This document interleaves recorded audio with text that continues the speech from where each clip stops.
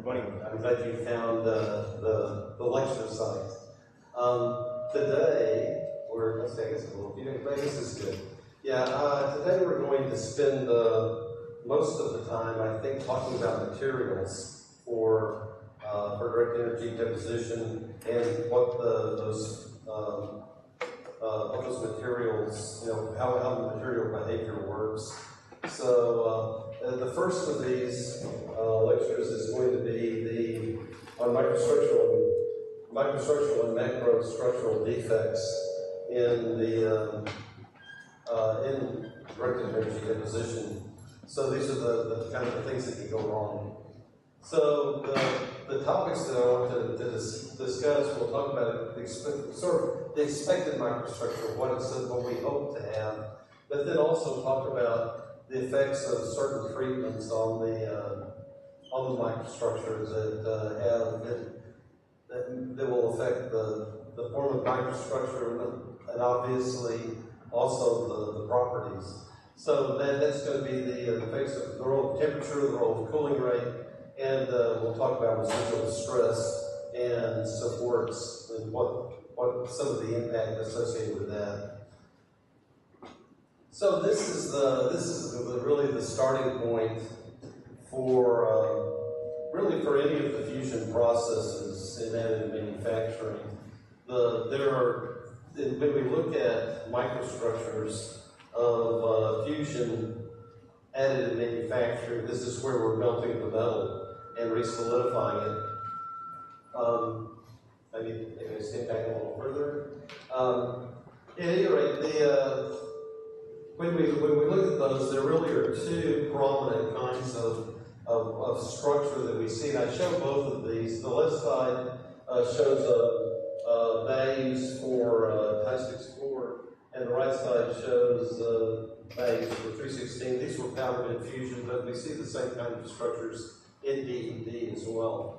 But what they are is, you see these, I want to make the argument that even though they look very different, they're actually sort of the same thing. So that's the first point that I want to make today.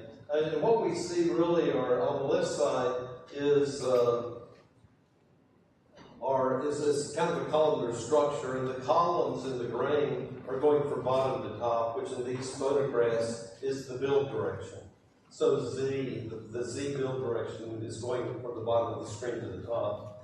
And so we see this columnar growth, which, so it kind of makes sense because we're melting liquid on top of a substrate. As the molten metal solidifies, it makes sense that if there's a crystallographic orientation that it's solidifying onto, that it would grow in kind of that epitaxial kind of way. And so we would see this be the case. And again, you have to appreciate that the layer thickness here is on the order of, say, 50 microns. So we're looking at maybe a dozen or 2 dozen layers here, but yet the layer structure is completely obliterated, and we simply have this vertical columnar growth. On the other hand, for alloys like 316 stainless, we have something that really looks more like a multi-pass welding operation, where we can see the solidification fronts here, that are coming here. In this case, Z is also the vertical direction. So we're looking at multiple layers here, and we see the scallop lines that are very typical of a weld line. So it turns out, though, that if we look carefully at the weld pool, scallop weld pool areas, these are some close-ups from this sample. If we look closely, we can see here are the scalloped, the scallop features based on the deposition of molten metal on every layer. But if we look closely, you can see that there's also the columnar growth that's present, perhaps not quite as visible, but up close we can see that. So as this molten metal here was deposited, and solidified here, it's solidifying on this bottom on the previous layer. and we can see that the grain structure is actually crossing this scallop, and we actually have this, again, crystallographically coherent growth. It's not universally the case. I showed this blow-up. This shows a previous grain of the previous layer. This is the material that was deposited. They don't have the same crystallographic nature. We can tell by the way the metal edges. But it's clear enough to understand this. If this grain is not oriented favorably for growth of the liquid as it solidifies, then a new crystallographic orientation will form with lower energy, and it shoots off that way. But for the most part, we have that coherent growth that takes place. Here's another example of this process of what we see with this columnar growth. This is Inconel 625. Again, this is powder bed fusion, but again, we see the same kinds of things with DED. In this case, we see we can see the scallop regions faintly, but what really tends to dominate this microstructure is the columnar growth that I've shown with these arrows here. But if you go in with some analysis, this is what the scalloping structure looks like. So again, with nickel-based alloys, we see the same kind of feature where we have the scallop structure that is apparent to varying degrees, stronger with the ferrous alloys, but also seen here with the nickel. But on all of these, we see columnar type growth. So I showed this one yesterday, I believe. It shows how high cycle fatigue works with these samples. So I'm not going to really belabor this, other than to say that the microstructures show that we have places for crack nucleation. In this case, it was on the surface here, and the crack grew. We show shown here in the slide is that the fatigue properties at room temperature, here the blue triangles, and the fatigue properties at elevated temperature, in this case 650 centigrade, that we have this type of behavior with the material. We can look at effects of cooling rate. That shows here where we have in this case 17.4 pH stainless steel. The top micrographs here are for powder bed fusion. The bottom are for directed energy deposition. So just to summarize where we are, point number one is that we typically have some kind of columnar growth with or without the scalloping associated with the weld, with the sort of weld-like deposition of molten metal. The second point to make is that when we compare laser powder bed with laser directed energy deposition, the main distinction is that the cooling rates are faster, higher with powder bed, and so we tend to see finer structures in powder bed and coarser structures in directed energy deposition. So we're going to see this almost continually as I go through this presentation. That's indicated here with the 74 pH. It's precipitation hardening stainless steel, and what we see is that it's hard to see these, but there are present the meltable boundaries, and they've illustrated that by showing one here, and you can see as well that in the grain structure here for powder bed and the grain structure for directed energy deposition, that the structure is actually finer up here. We see from the description, another indicator that the cooling rate is higher is with the microstructures that have formed here. With powder bed, which cools fairly quickly, we have these. There's some regions here of the ferrite. I think it's ferrite, pine ferrite that forms. But there also are regions here and up here, maybe over here, where we actually have formed martensite in the structure, which is again a high cooling rate microstructure. With the directed energy deposition, we see also some ferrite grains, but in the middle here, this structure is actually a Wittgenstein here. In the Wittgenstein structure, then the Wittgenstein is also a high cooling rate microstructure in these iron-based alloys, but it occurs at slower cooling rates. The highest cooling rates we form martensite, cooling from from high temperature. But with slower cooling rates, we get the martensite formation ceases, and the microstructure that forms is the Wittgenstein. So again, this is completely consistent with the cooling rate effect on the microstructure. And another thing just to mention, I always have to remind myself of this, is that when we're talking about the microstructures in additive manufactured parts, we must continue to remember that with the fusion processes where we're melting and solidifying the metal, you have to remember that this is a multi-layer process. So if we lay a layer down and we have a very rapid cooling rate, we can form martensite, for example, which is shown here. But as the next layer comes down, the heat may have an effect of sort of heat treating the previous layer. And so this also can have an effect. It may or may not change the microstructure as we go.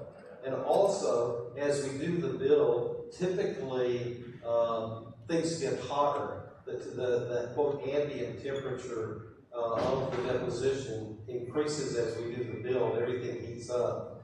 And so this also, changing the ambient temperature can also have an impact on the microstructures that we see. Okay, here's another example. This shows some of the effects of the temperature and the cooling rate. Over here is a iron chromium phase diagram, and so it shows basically for the 17. This is the one that would mimic 17.4 pH the closest. And what we see is we can cool down from the melt into a face-centered cubic range, and then it would transform into I guess it's a face-centered plus a carbide that forms at lower temperatures. And again, we see here, again, these are laser powder bed versus laser DED, and we see that for no heat treatment, so just straight out of the chamber, the laser powder bed shows this very fine grain structure, again, typical of high cooling rates, and we see the DED laser process material is a much coarser grain structure. This persists after stress relief, which again is not surprising because the stress relief really is not designed to impact the grain microstructure. And then there are two heat treatments here. One is a heat treatment that it's a standard hold for 17.4 pH to hold at 1,025 degrees and cool. And so basically to heat up to high in the I guess up into this range to dissolve all the carbides, and then to cool down and to precipitate the carbides out in an aging step. So this is after the aging. And I think if you without too much imagination, you can see that particularly these larger grains in the DED material, you can see that they have the dark spotted mottled kind of look. Those small dark points are indeed the precipitate that has come out during the precipitation treatment. And so we have here, after that heat treatment, which is a high temperature dissolution step, cooling, and then aging to bring out the fine precipitate structure, which we don't see over here. And we see the same kind of thing with the powder bed, except that the grain structure is so fine that we can't really notice it. But we also have the fiber precipitates up here as well. And then finally, of course, after stress relief, that has no real direct impact on the precipitate structure or on the grain size. So we don't really see much difference from going from here to here, just like we don't see much difference going from here to here. So anyway, so that's the what we see there. This is another example of the effects of cooling rate on microstructure. This is Monel K500, a nickel-based alloy. That is, if I remember correctly, it's a solid solution alloy, so it's there's no precipitation involved here.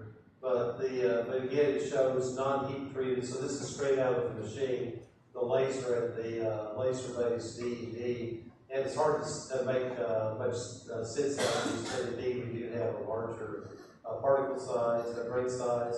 After heat treatment, everything seems to coarsen up pretty well. And the heat treatments are down here, but basically it's a high temperature inhale with an air cool, and then some aging of the alloy and with different tempers. But for my purposes today, what's important to show is that we basically have fine microstructure as built, and then with heat treatment, the grains typically do coarsen. And in this case, if the coursing is sufficient, we can see that we can start to obliterate the grain structure altogether, and so that the high cooling rate powder bed parts, microstructures, and the lower cooling rate directed energy deposition structures start to kind of look alike. And again, with high temperature, the grains will grow, and the growth rate is dependent on the size of the grains. So the small grains grow faster than the large grains do. So the powder bed fusion microstructure will tend to catch up with the DED microstructure. All right, more cooling rate effects. This is Haynes 230 alloy. Again, powder bed fusion and directed energy deposition. This is without heat. This is straight out of the machine. This is with a standard heat treatment, which was solutionizing at 1170 C and furnace cooling. So again, we see looking at the effect of the heat treatment, there's not a great effect on the grain structure, and indeed we can see that the grain structure shows this columnar type of microstructure. One of the impacts of the columnar microstructure, by the way, is with the mechanical properties. A number of researchers have commented on the Z direction strength or mechanical properties versus the in-plane mechanical properties, and they show differences in the mechanical behavior, and that anisotropy is typically attributed to this columnar type grain structure that we have. So we have basically these long, skinny grains that are going vertically. So so we have sort of a fine grain structure in the plane, but a coarser grain structure out of the plane, and so this can have an effect on the mechanicals. Okay, at any rate, what we see here, one of the features that I wanted to show, let's see, I can't really see it here very, very well, but one of the features is that we do have carbides that are precipitating out here after the heat treatment. So with the cooling, we bring these carbides out, but again, that's a standard action with the Haynes alloy. In terms of the way failure occurs, this shows the again, it's the same H alloy with the steam heat treatment, and we see this is after the heat treatment. And if we look at macroscopically, these are round tension coupons that were pulled, and basically the macro fracture surfaces have not really changed at all. I mean, they're virtually identical between the two specimens, DED and powder bed.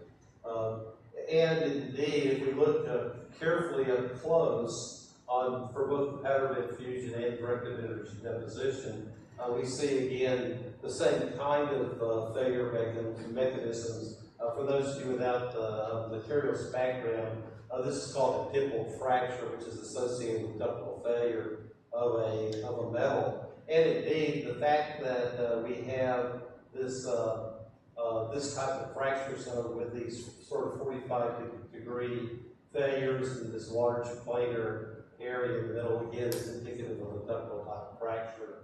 The only real difference, the distinction that one might make between these two is that you might be able to convince yourself that the size of the dimples in the DED material maybe are a little larger. And again, we would maybe associate that with the coarser grain size. But other than that, they seem to be very, very similar. Okay, microstructures, again, this shows a different investigation. This is Inconel 718 material before and after various kinds of heat treatments. And so it's we have the pairs again that that are becoming familiar now. So this is straight out of the machine, stress relief plus hot isostatic press, stress relief plus hot isostatic press plus solutionizing. And then finally, we have the aging of the Inconel to bring out a precipitate structure. So again, looking straight out of the machine, I guess we sort of see the same kind of effect. We have these coarser grains with the DED material, the fine structure with powder bed. The stress relief really has not much effect on the structure. And by the way, these symbols mean that the build direction is coming out of the board. So we're looking at what I would call an X-like plane, orthogonal to the build direction here. Anyway, the hot isostatic pressing has a significant effect, and we would think that would be the case because it's done at very high temperature, right? Typically, and so we have considerable coarsening of both microstructures with the hot isostatic press. Solutionizing again we don't see a big dramatic effect here, and going to the aging we don't see an effect. But if we looked at them at a finer scale at the microstructure, we would see a dramatic difference between these two, because we would see that again the fine precipitates would come out after the aging process. And indeed, another thing to think about is if with the differences in mechanical properties of precipitation hardening alloys, if we're thinking about the cooling ring effect, which effectively is, say, powder bed versus directed energy deposition, if it's a precipitation structure, we can basically, it's not surprising to see that the mechanical properties would all be the same, and the cooling ring effect would go away. And the reason why is because when we think about strengthening mechanisms, the way to make the material stronger, for the first four of these, the dominant strengthening mechanism is the grain structure. So the finer grain structure will be stronger. However, after precipitation, we still have the grain structure, which contributes, but we also have the precipitate structure, which is basically equivalent in both. And it turns out that that the precipitate effect is much stronger than the grain size effect. So when the precipitates come out, the strengthening that we get is, from the grain size is kind of washed out. And so if the material's precipitation hardened, we sort of wipe out the cooling rate effects. So, okay. Again, this shows another fracture surface. This is the 718. And again, it's sort of an identical observation from what we saw previously. Again, it's a ductile dimple type fracture. The directed energy deposition structure is a little coarser than the powder bed, but the macro fracture surfaces really are sort of basically identical when you look at those. Okay, this shows the microstructures again paired for the Haynes 282. Again, we see that in this case with Haynes alloy, coming straight out of the machine, again we see a very fine microstructure in the powder bed material. There's a fine structure in the DED material, but it's also sort of dominated by this coarse grain structure as well. After hot isostatic pressing, and I guess solution healing and aging process, it's a double age, so they age it twice. We see again, the structure is typically coarser, but we have a precipitate structure that's in effect. So that will tend to make the mechanicals more similar. All right, now this is one that's actually just blown up enough that we can actually say something about the precipitate structure rather than just sort of imagining that it's there. This shows, again, it's a blow up the side of the Haynes 282 material. Again, powder bed, straight out of the machine and after the full post-processing. And so again, we see that the grain structure is different with the DED versus the powder bed. There's coarser. But if you look at if we look at the precipitate structure, there's these very fine particles here that we see, and then we also see the fine particles down here in the DED material. There's also some grain boundary carbides that form. That's these very light structures here that we see. And there's also a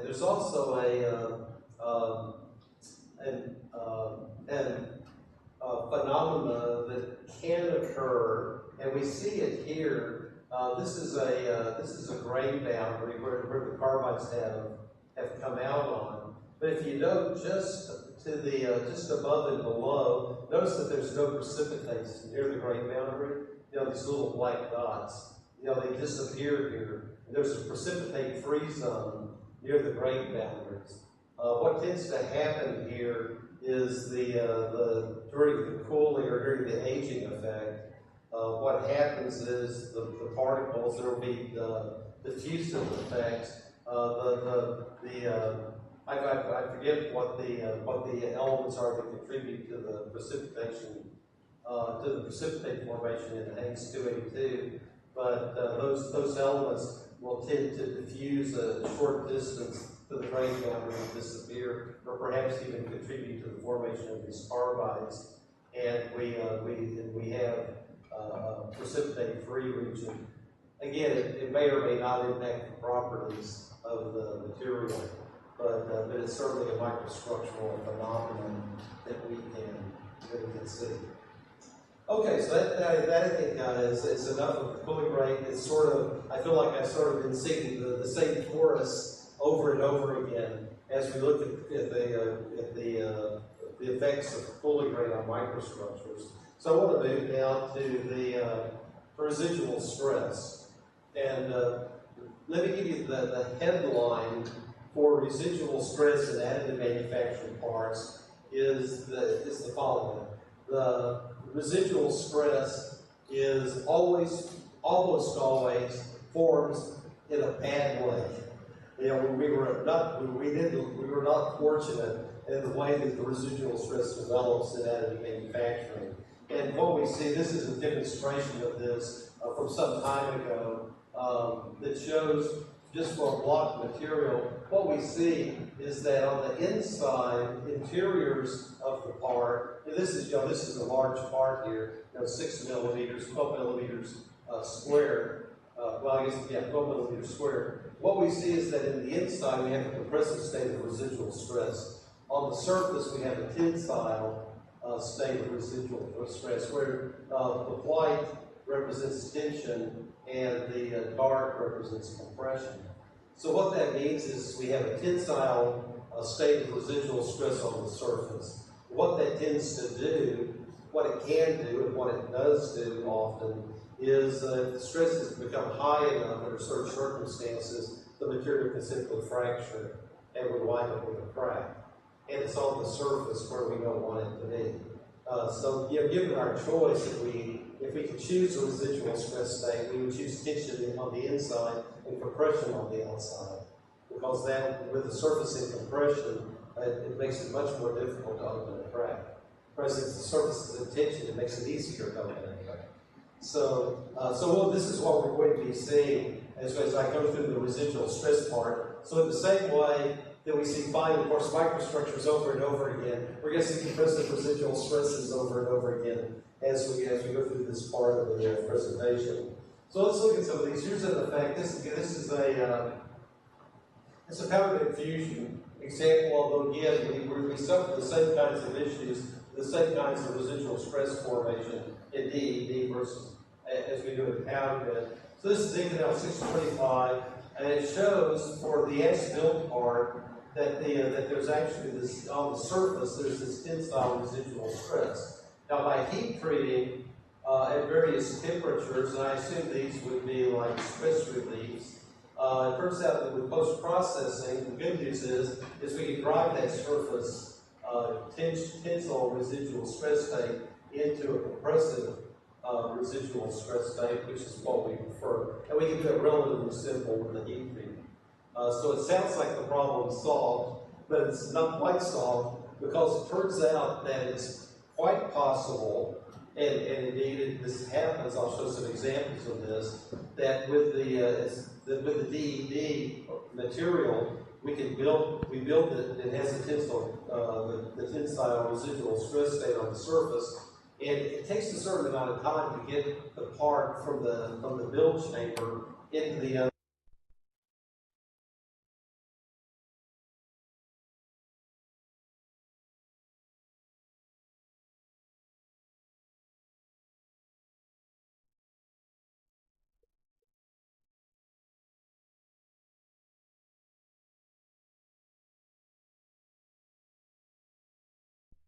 If by part cracks, that's bad news. But even if the support structure cracks, that's also bad news, because what it does is it invariably results in very significant distortion of the part. And so our parts simply, the part starts to look like, as we would say, a potato chip. It gets to curl up, and it can be millimeters of distortion. I'm not talking about, something you need to measure with an instrument. This is something you can see with your naked eye. Fairly easily. Okay, so here's another case. This is stainless 316 stainless steel. And again, I think we just look at. I think we can make the point here with just the left side of this. This is data from Detroit Saba and Detroit. They are South African. Actually, they're a married couple, and they work out of South Africa. But at any rate, what they show is it shows the residual stress at the surface as a function of the number of layers. So with one layer, what we see is this hatched bar is near the substrate, so it's at the bottom. And what we see is that as we build the part, this is 1 layer, 5 layers, 25 layers. We see that at the substrate, the residual stress state is increasing slightly. Whereas near the top surface, here, these horizontal bars, the leftmost bar, near the top surface, we tend to show a decrease in the residual stress. So at the surface, at the top surface, which is continually moving, we see a drop in residual stress. I would attribute this to the temperature effect because as we do the build off the base plate, the build surface, things remain fairly cold. But as we continue to build, the temperature gets hotter, and so the heat from the build process actually serves as a kind of stress relief to lower these residual stresses. Okay, this is again the effective layer height on residual stress. This is 6.4, titanium is 6.4, and so these are it's a 10 by 10 millimeter cube that was built, and what it follows is the stress state as a function of the number of layers. So it goes up to 40 layers of build here. We can see that in this case, I said this is the surface residual stress. One could argue perhaps that the x's are going down. What we're looking at here is we can describe the residual stress state as by orienting reference elements so that we have three normal stresses, so we can eliminate the shear component. If we orient, if we look at it the right way, we can produce a so-called principal stress state where we have three normal stresses that are available. And what this shows is the x's up here is the maximum growth of three principal stresses. The open squares at the bottom is the minimum principal stress. So the third principal stress is not shown here, but we know that it lies between the two because it has to be between the minimum and the maximum. So, but what we see here is there's a reasonable amount of scatter here. We're talking, a couple of hundred megapascal here in terms of the maximum principal stress. And it shows perhaps maybe a slight downward trend, but certainly not much. The minimum residual stress again doesn't show much effect in terms of as the build goes on. So the surface minimum principal stress stays fairly horizontal around 300 megapascal, or maybe you could argue it might increase a little at the end, possibly. Okay, so that's sort of a competing effective layers on the microstructure, or on the residual stress state. Okay, so here's residual stress and directed energy deposition. This is work on this side. Taylor shows this, and I'm looking to see what the material is. I don't see it here. But what it shows is when we look at the residual stress, here it is, Ti-6.4. Again, we have sort of competing effects here. With Ti-6.4, with the different cases here, I'm not sure what the distinctions are, but we have, here it is. Yeah, the distinction here is how basically what this researcher did is he was doing a DED build with Ti-6.4. He would put a layer down and he would process it. But then what he would do is he would wait a certain amount of time before putting the next layer on. And the question is what's the effect of that wait time or dwell time on the residual stress state? Presumably, you would think the longer you wait, that the residual stress would go down because we're sort of cooking the part for a longer period of time. That's not the case with Ti-6.4. It's not the case with Ti-6.4 because we see the residual stress state going up in dwell time from 0 seconds to 20 seconds to 40 seconds. So we're actually seeing an increase in residual stress with Ti-6.4. However, we see the exact opposite effect with Inconel 625 with the nickel-based alloy, where we start with a high residual stress, and as we hold, again, this would be sort of what I would predict would happen. As with the increased dwell time, the residual stress drops. Certainly not enough to completely eliminate its effect, but it certainly does decrease it. The same is true over here. This is a different set of work. This is a high-strength steel, ferrous alloy. And in order to interpret this one, you have to appreciate that 0 is here. So in this case, the 0 second dwell time actually produces a negative residual stress state. And as we increase the dwell time, we get larger compressive residual stress, which is kind of a good thing. So basically, I guess my takeaway, such as it is that with high-strength steel, dwell time is a good thing. with Inconel it's a good thing, with titanium it's a bad thing. So go figure.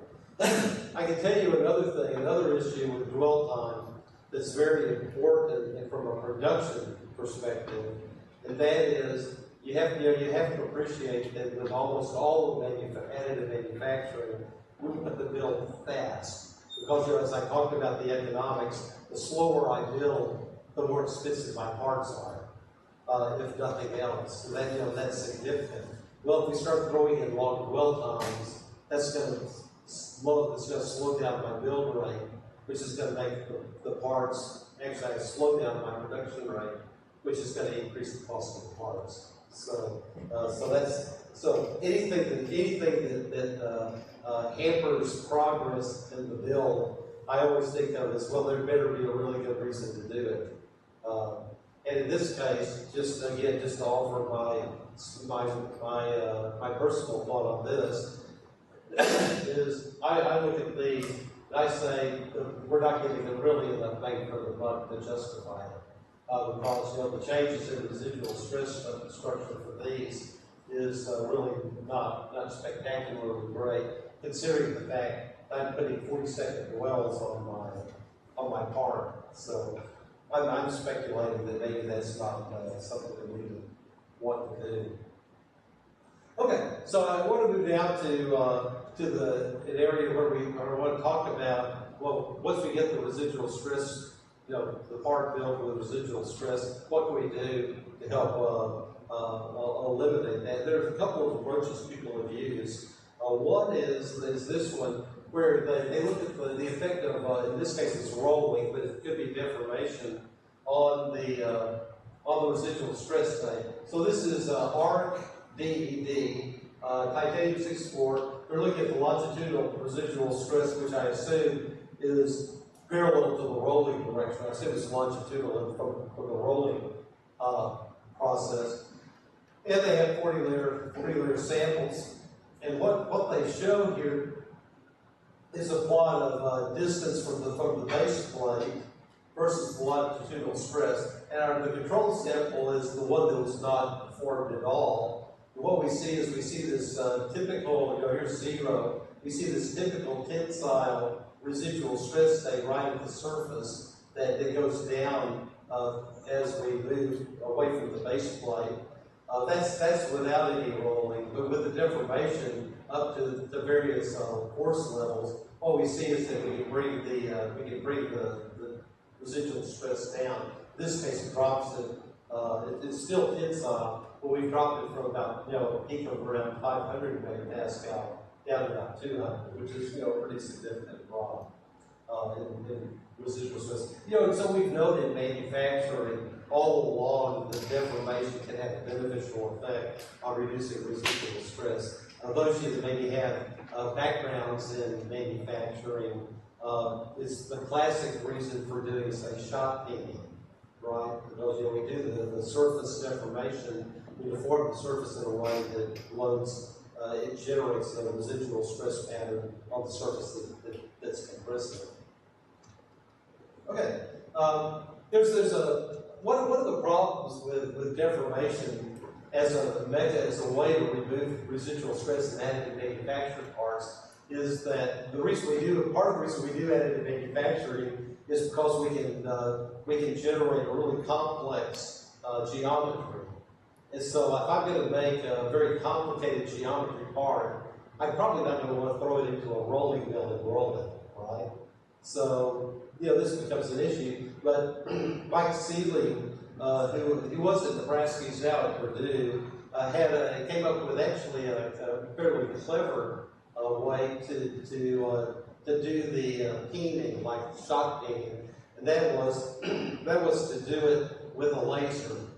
Because it turns out that a laser, if I pulse the laser on the surface of the metal, what it does is it rattles the atomic structure like crazy, and will actually result in a reduction in residual stress by doing so. So this is what Mike has done is, he shows, for example, with direct energy deposition.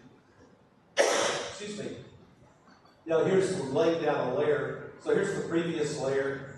Here's the top layer. The beam has run across this layer. So this is all processed material, but with a high residual stress. Then what he does is he follows it with what he calls laser shock peening, where it's not shot, S-H-O-T, it's shock, like S-H-O-C-K, because it's a thermal shock to the surface that he's doing. And what this will do is it will actually have an effect of reducing the residual stress state. So this shows some of the theory behind laser shock peening, and what's produced. And again, these are Q-switched lasers, so these are, we're sort of talking, kind of microsecond to nanosecond kind of time frames. So the laser is a very short time pulse, but that gives us an extremely powerful pulse for a very short amount of time. And what we see is that basically with the peening, the pressure basically has this kind of look. So the surface pressure that can be generated can be up in the gigapascal range, 2 to 3 gigapascal. So it's very large, and it's typically over a range of, say, millimeters, depending on the laser geometry. But certainly around a millimeter would be a reasonable size. So what Mike does is he will use direct energy deposition. He'll build his parts, and every so many layers they'll come in with a laser shock beam and will remove the residual stress. And then he'll do another number of layers and come in intermittently with the shock beam laser to lower the residual stress. And this is done during the build, so that we don't have to worry about trying to rush our part to a stress relief oven for fear of it cracking on us. So anyways, that's the approach. This shows that he's shown that conventional shock peening, which is done with particulate that's blasted mechanically onto the surface, that he shows here that laser shock peening actually can be more effective at reducing reducing the tensile residual stress than conventional shock peening can. So he shows that we get a larger negative, that is a larger compressive residual stress by laser shock peening. Again, this shows the effect of the shock peening. This is the border of the substrate. So we're sort of building from right to left here. The Z direction is this way, and so here's the substrate, and this is distance going in with the printed layers. And you see up here, the black line is as built. And what it shows is every time we do a layer, we're sort of generating a residual stress. And in this case, for this material, let's see what it is. I guess it's still Tyson's 4. Tyson's 4. Yeah, I think it's still titanium. But anyway, what we see is that the residual stress state is actually quite high, around 1,000 megapascal. But that we can, this is 5 layers. This orange is he comes in and shock peenes every 5 layers. And we can see that it completely turns the residual stress state around.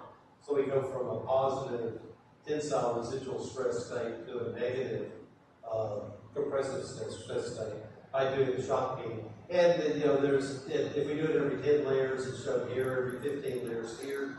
And so by doing the shock peening at larger layer intervals, the effect of the shock peening on residual stress goes down, because we see we're going 5 layers, 10 layers, 20 layers, that the residual stress is moving in the tensile direction, but that it's still dramatically reduced from no shock peening at all. And frankly, I'm not really sure what's going on here. I'd have to talk to Michael to see what's happening there. But certainly, as we do the build, he shows that with the shock peening that he's very successful at getting the residual stress staying in the proper order. He's done some computational modeling as well here. So this shows effectively the residual stress state, where red is positive residual stress, blue is negative, and the green is sort of a zero type level. What we see is that as processed, as built, there's a fair amount of residual stress on the surface. With the shock peening, this is only done on the 20th layer. I think this was a 20-layer build. So just by doing the whole build and just laser shock peening the last surface of the material, and again, this is computational, not experimental. It shows, that it's possible in 20 layers to completely remove this residual stress structure to produce a surface structure that's compressive. And again, we see we sort of created the residual stress state, so it's tensile on the surface and compressive inside. So by doing the one laser shock peening, he was able to basically reverse the stress state for the residual stress to get it tensile inside the specimen and compress it on the surface. And we don't really care too much about the fact that it's tensile in the middle. The cracks always open up on the surface. And indeed, if we go every 10 layers, it's even improved, and every 5 layers, it's even better. Although it looks like there's maybe a law of diminishing return as we go to shock peening at a higher frequency, that is, with fewer layers between shock peenings. I make the same comment that I made earlier about dwell time. Is the big advantage of this is that we can reverse the residual stress into the build. The disadvantage is by shock peening, that's going to take time, it's going to slow the build down, it's going to make the parts more expensive. One might argue, at least conceptually, that a more expensive part is better than one that's fractured and has no value at all. So anyway, that's the kind of trade-off that we have to do. This shows the effect of the shock peening on the fatigue properties of the material, and I was correct that it is Ti-6-4 that he was working was being worked with here. This is research from Zhang et al., but Seeley has used it in his work. And what it shows is that as we for the as-built material, we have an S-bend curve that looks like this. With one shock, we're here, and with 2 shocks, we're higher. So basically, we're increasing the endurance stress by doing the shock peening, and which is a good thing. We like the stress fatigue stress to be as high as possible, and so that's been a good thing to do. So I think this is a good point to maybe take a break. Let's take 10 minutes. We'll start up at 5 after 11. We're going to go till 11:30, and I'll finish up with talking about support structures and the effect of residual stress on that. So let's take 10, and we'll be back and finish this up. Okay.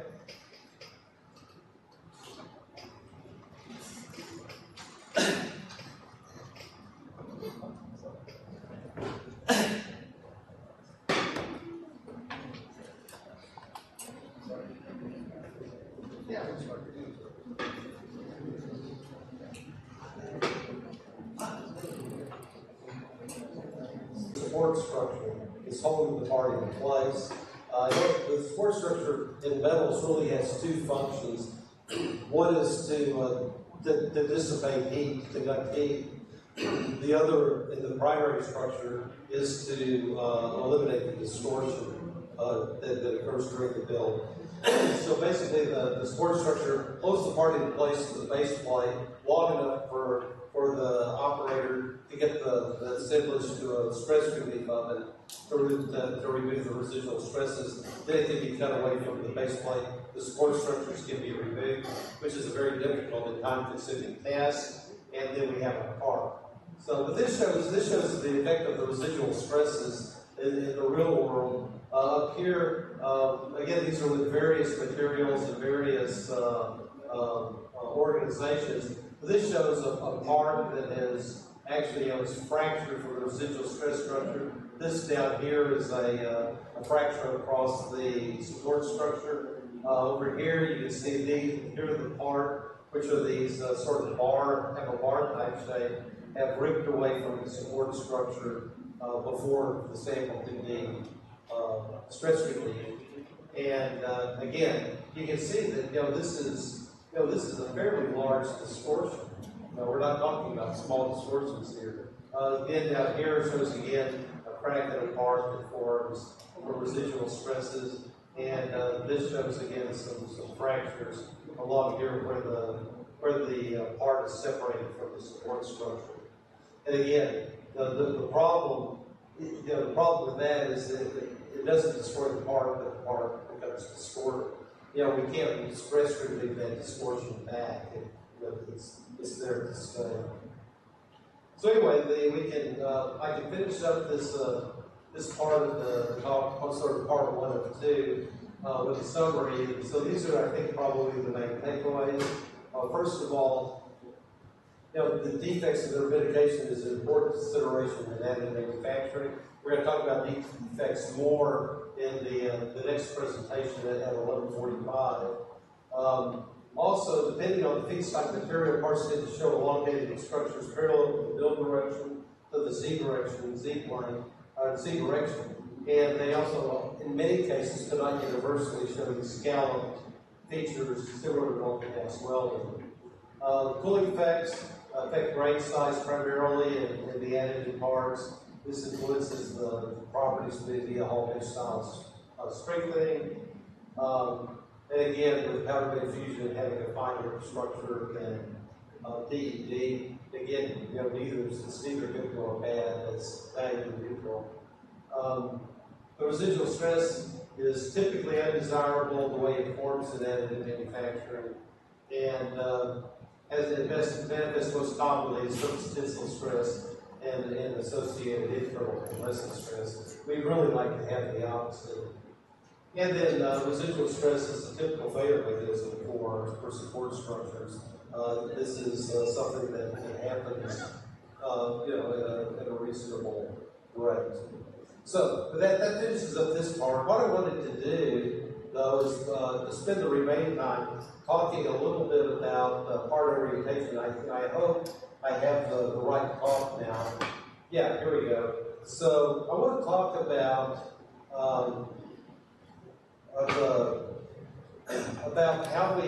how we orient parts. So I think my prediction is the way the timing is going to work is I'll go about 20 minutes. If I don't finish after the break at 11:45, I'll pick up and just finish off what little is left on, if any, on this part orientation. So the deal is, again, as I mentioned earlier, the deal is there's a strong desire in terms of communicating with other additive manufacturing concerns. There's a strong desire to be able to describe the orientation of a part during a build, because often the orientation can have an impact on the microstructure, it can have an impact on the properties. And so both between, perhaps for us, the value is that as I mentioned earlier, is that I can build a part in Austin, and I can explain to you in India, where the part was built and what configuration it was built.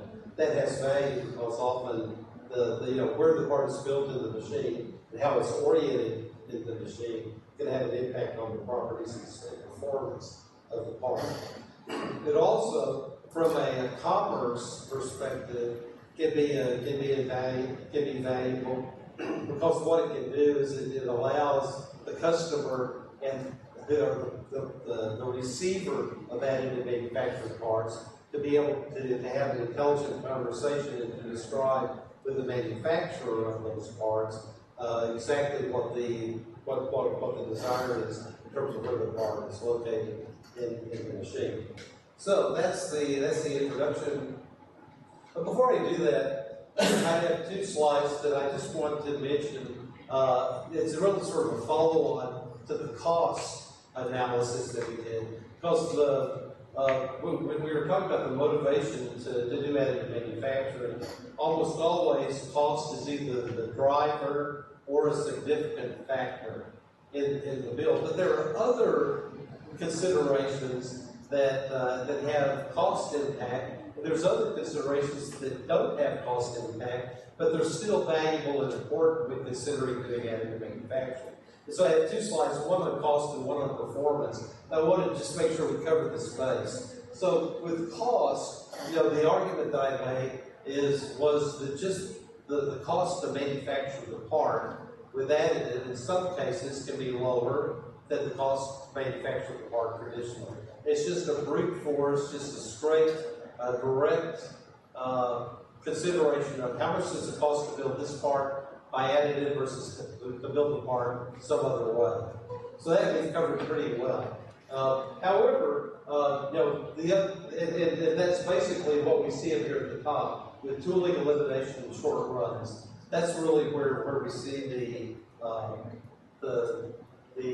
value in terms of lowering costs. But there's other things that can lower the cost too that are not associated with build. And I wanted to point those out. One is reduced part time, which we see on the cartoon here, where it turns out that if I have 10 or 15 different parts that have to be assembled, it turns out that costs money. I have to pay somebody to do it, and we have to get all the different parts.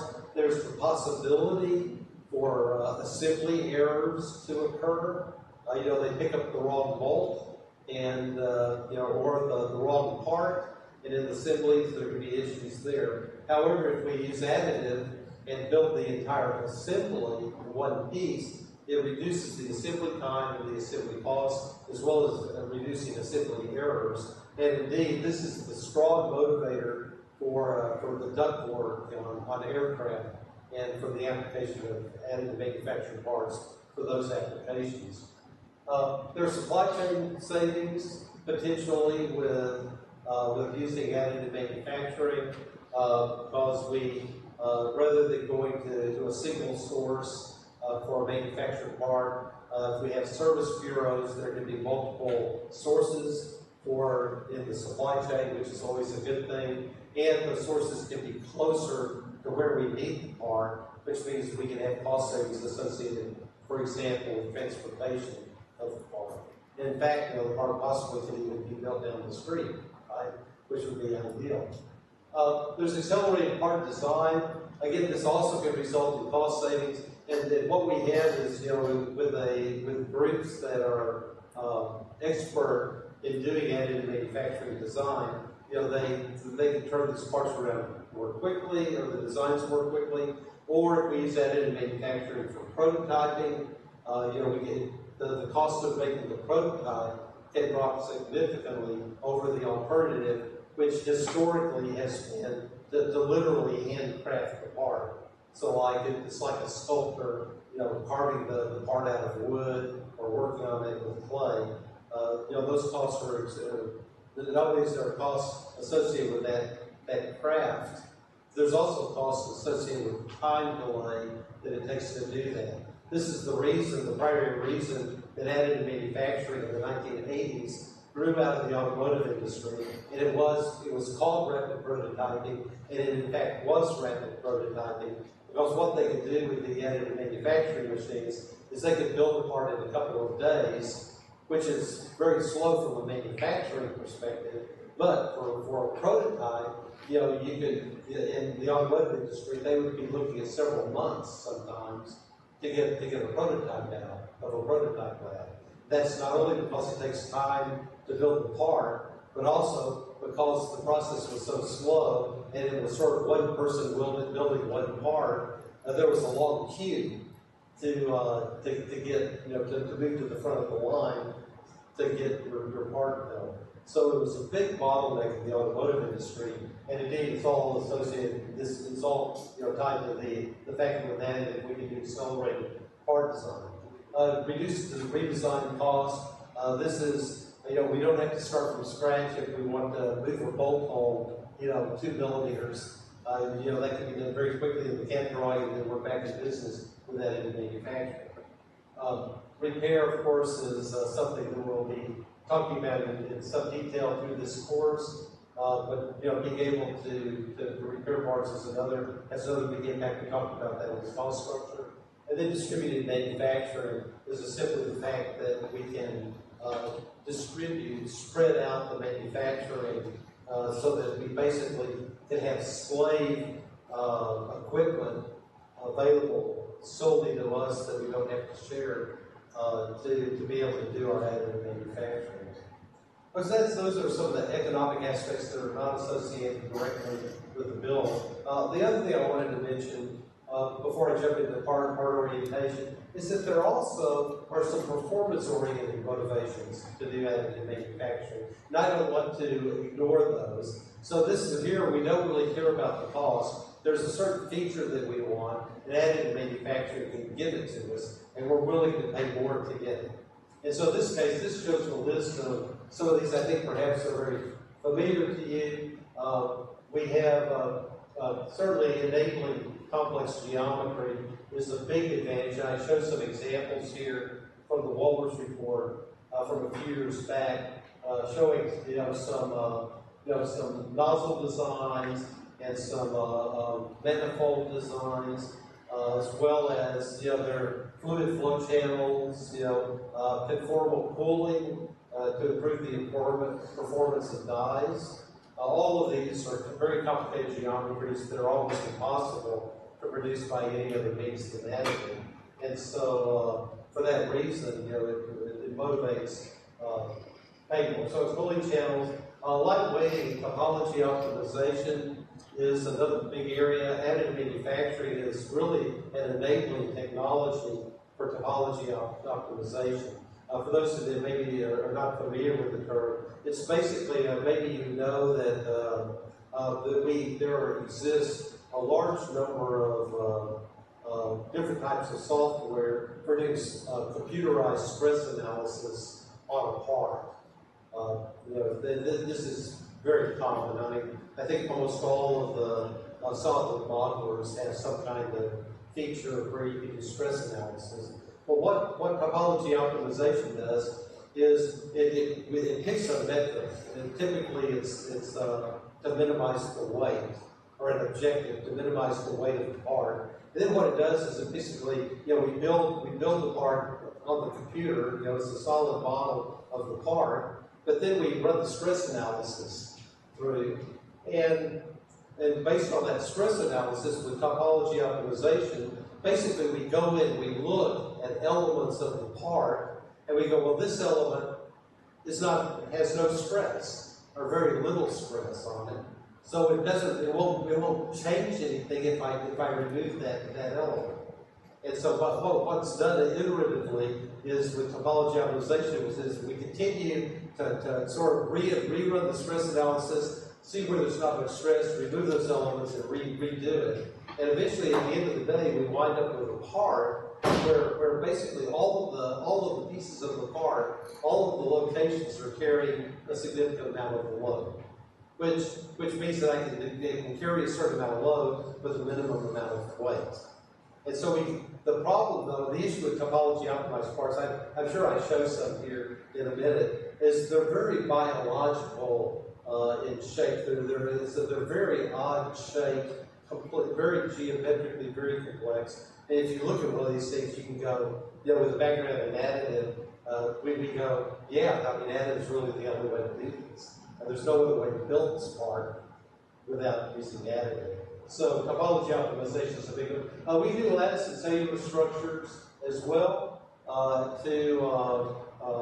which again is a way of lightweighting and also has other benefits, particularly, for example, in biomedical applications, where we want to, for example, with hard tissue scaffolding, where we want to create a bone replacement. And I think we've seen those. It seems like I've seen that. I guess maybe it may have been, it was in the thesis I read. Yeah, where with jawbone replacements and things like this, where we can do that.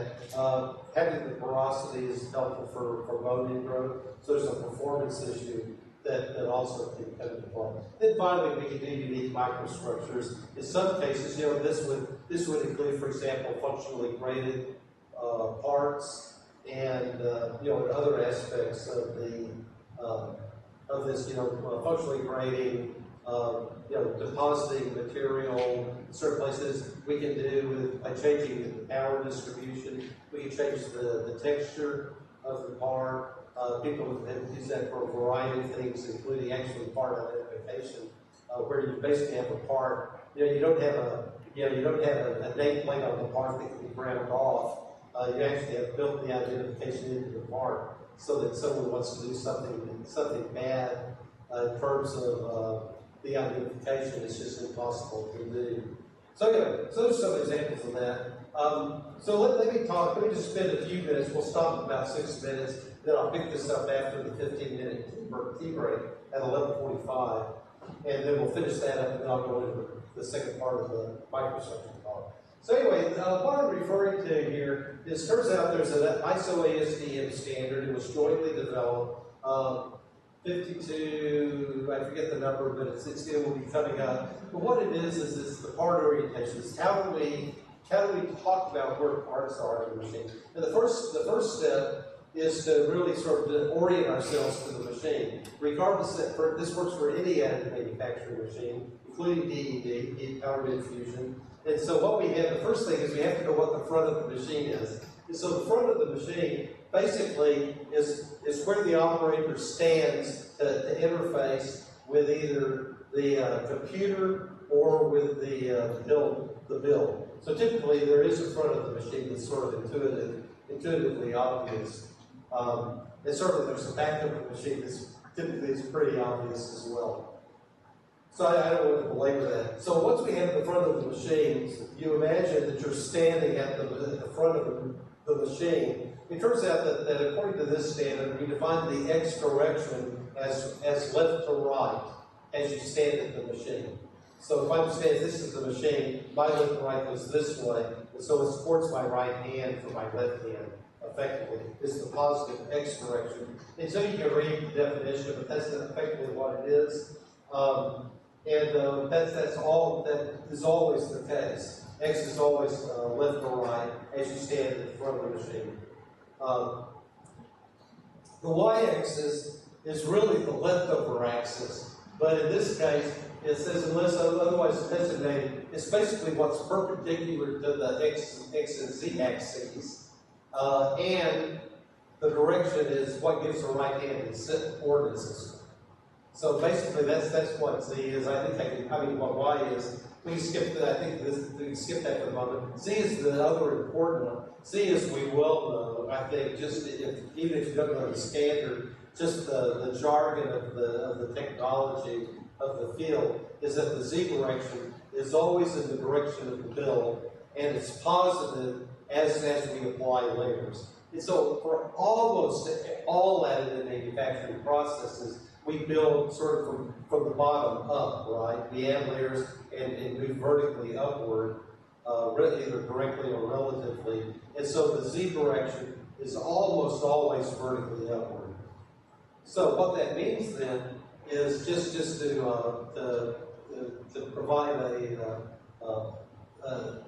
spoiler, as it were. If my X direction is always to the right, and my Z direction is always vertical, to have a right-hand system, my Y direction is basically from front to back of the machine, or what pointing away from it, as I stand at the front of the machine. So I have X, Y, and Z, and again, it has to go that way in order to have a right-handed coordinate system. All right, you got a few more minutes here. The origin is basically, we have the access system now, but the question is, where do I put the origin, which places it in the machine? And so that's what this slide is about. It turns out there are a few different kinds of origins, but typically the origin that we want is the top one here, and it's typically, of course, it's the reference point where the three primary axes intersect.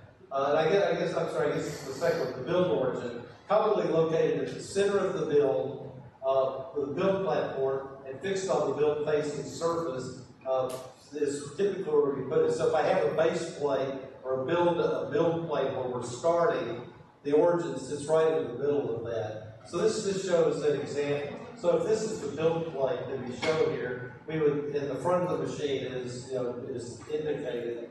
So I have positive X direction going left to right. I have positive Z direction going vertically upward, and the positive Y direction moves away from me from front to back in the machine. So this is sort of the standard default, unless there's a reason to put it somewhere else. This is where we would sit, where we would orient the coordinate system. Okay. It's possible, I mean, I can think of at least one or two additive manufacturing processes where we build downward. And so obviously it sort of goes without saying that if we build down, like, for example, the carbon 3D flip machine, or if I have a micro mirror array where the mirror is on the bottom of the vat at that polarization, we could be building downward. And if we're building downward, then the positive Z direction is down. My positive X direction is always left to right. And so my Y direction then goes from the back of the machine to the front of the machine, again, in order to maintain a right-handed system. Okay, that's enough of that, I think. The next thing we have that we need to talk about is the concept of a bounding box. So if I have a part, regardless of what the part geometry is, what we do is we create a thing called a bounding box, and there's different kinds of bounding boxes. And we have, but basically what it is it's a cuboid shape, like a rectangular solid, that surrounds the part and touches it on all edges, right? So my bounding box can be oriented in many different directions relative to the part. But there are certain kinds of bounding boxes that we want to consider. So I'll finish the bounding box and we'll stop and take a demo. Here's one example. So in this case, what I can do is I can create my bounding box that is where the faces are parallel to the coordinate system. Right? So we have this one. So this is the bounding box that's aligned to the build volume origin. And so you see what the bounding box looks like. Right? So that's one example. The other example is we can have this thing called a minimum perimeter bounding box that's arbitrarily oriented. That's where basically effectively I take the bounding box that has the minimum volume. So I basically explore all possible kinds of orientations of the bounding box on the part. It is the one that has the minimum volume is the one that becomes the minimum perimeter bounding box.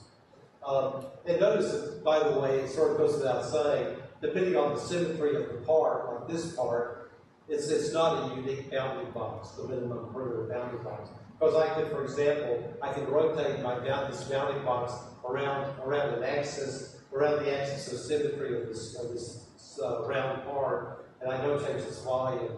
So we can actually have, it's not a unique solution, is my point.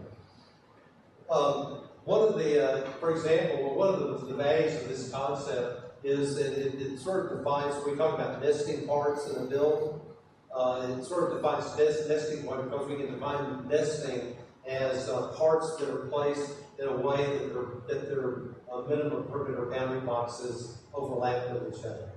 And we can use that as a definition for nesting for what it's worth.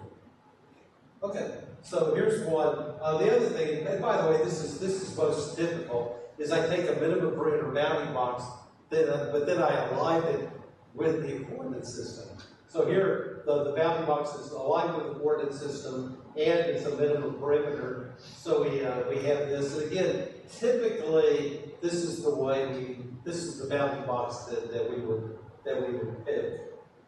This slide just simply shows that I can rotate the bounding box in different directions and still have, I can rotate the part in different directions within the bounding box, depending on the symmetry of the part.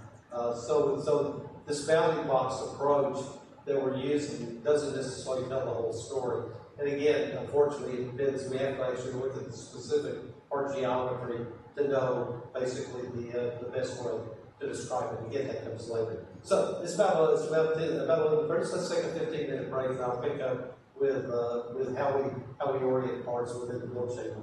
So we'll take a tea break and come back over to 25. Thank you. So thanks.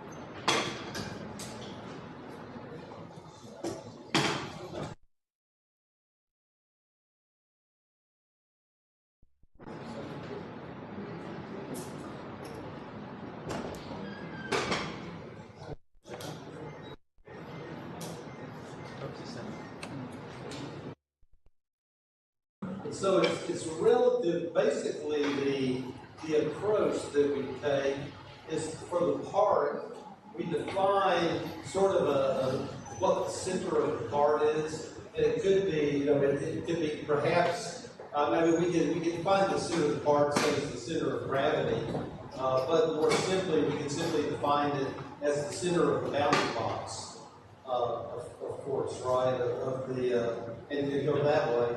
But effectively, we have the center of the part, we have our coordinate system here, X, Y, Z. And so the sort of the starting point for the orienting of parts is to orient the center of the part. So, for example, this part here, and again, it's just the X, Y, Z coordinates of the center of the part that we would mention. So this part here, this is for a part that is, we have sort of 180, maybe 200 millimeters square built for. So this part would be in a positive X direction of about 90 millimeters, a positive Y direction of about 90 millimeters.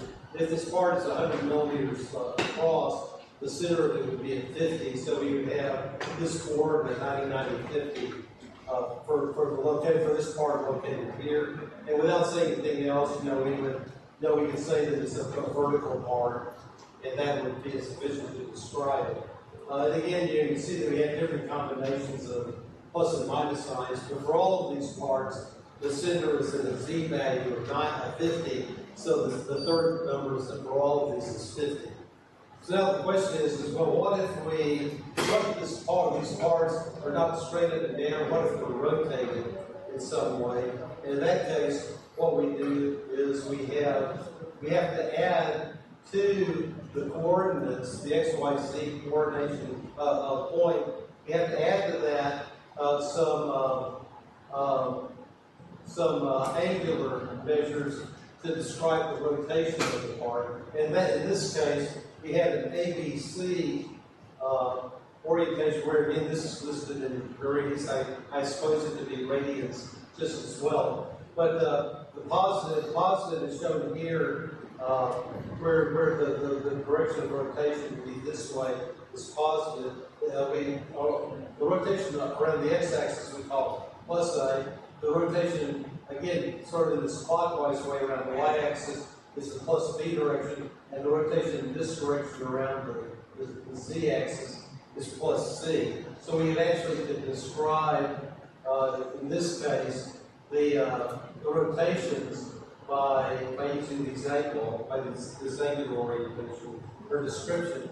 However, when you have to appreciate that when I rotate the sample, it changes the location of the center of the part, and so that it'll have an impact on X, Y, and Z if I rotate the sample. We see that here with these locations, where suddenly we start to get these oddball numerical associations. It kind of has to do with the fact that I'm actually rotating the part, which changes. Now I'm not rotating about the center of the part, so it changes the location. All of these are at y equals plus 90, so that part didn't change. These are all at negative 90 on y. And so that's the way we go. So in this case, this shows the rotation of B and not the B axis, and rotating around the y-axis of minus 45 degrees. These in front here are rotated at B equal plus 45 degrees. So basically what we need to describe the location of the part is effectively the location of the center of the part, the center of the bounding box, and the angle of rotation. So we can In this case, the parts that I showed, I think I can gloss over this, but basically what we do is for those 6 samples, we would list the location and the orientation of the part to describe it. Okay, so that's the really complicated version. It turns out that for most parts, the geometry is such that we can sort of simplify the notation of the orientation of the part. And I show this for parts that basically have sort of a cuboid kind of look to them, or even if it didn't, we can refer to the bounding box, which is always a cuboid, and we can describe the orientation of the part, at least maybe if not its actual location in the building. We can do that easily enough with the coordinates, but the rotation of the part in the chamber, if in fact it's built in a way where the bounding boxes, these cuboids, are sort of parallel to our coordinate system, which is often this is the case. We can define the orientation by the 3 letters. The way that this one works is with the orientation, I have 3 directions on my box. What we do is the first letter here is associated with the direction of the longest length of the 3 lengths associated with the cuboid. So here in this case, I have a long length parallel to Z. The second longest length is parallel to X, and the shortest length is parallel to Y. So we simply list the directions in decreasing order based on the length of the bounding box or the part.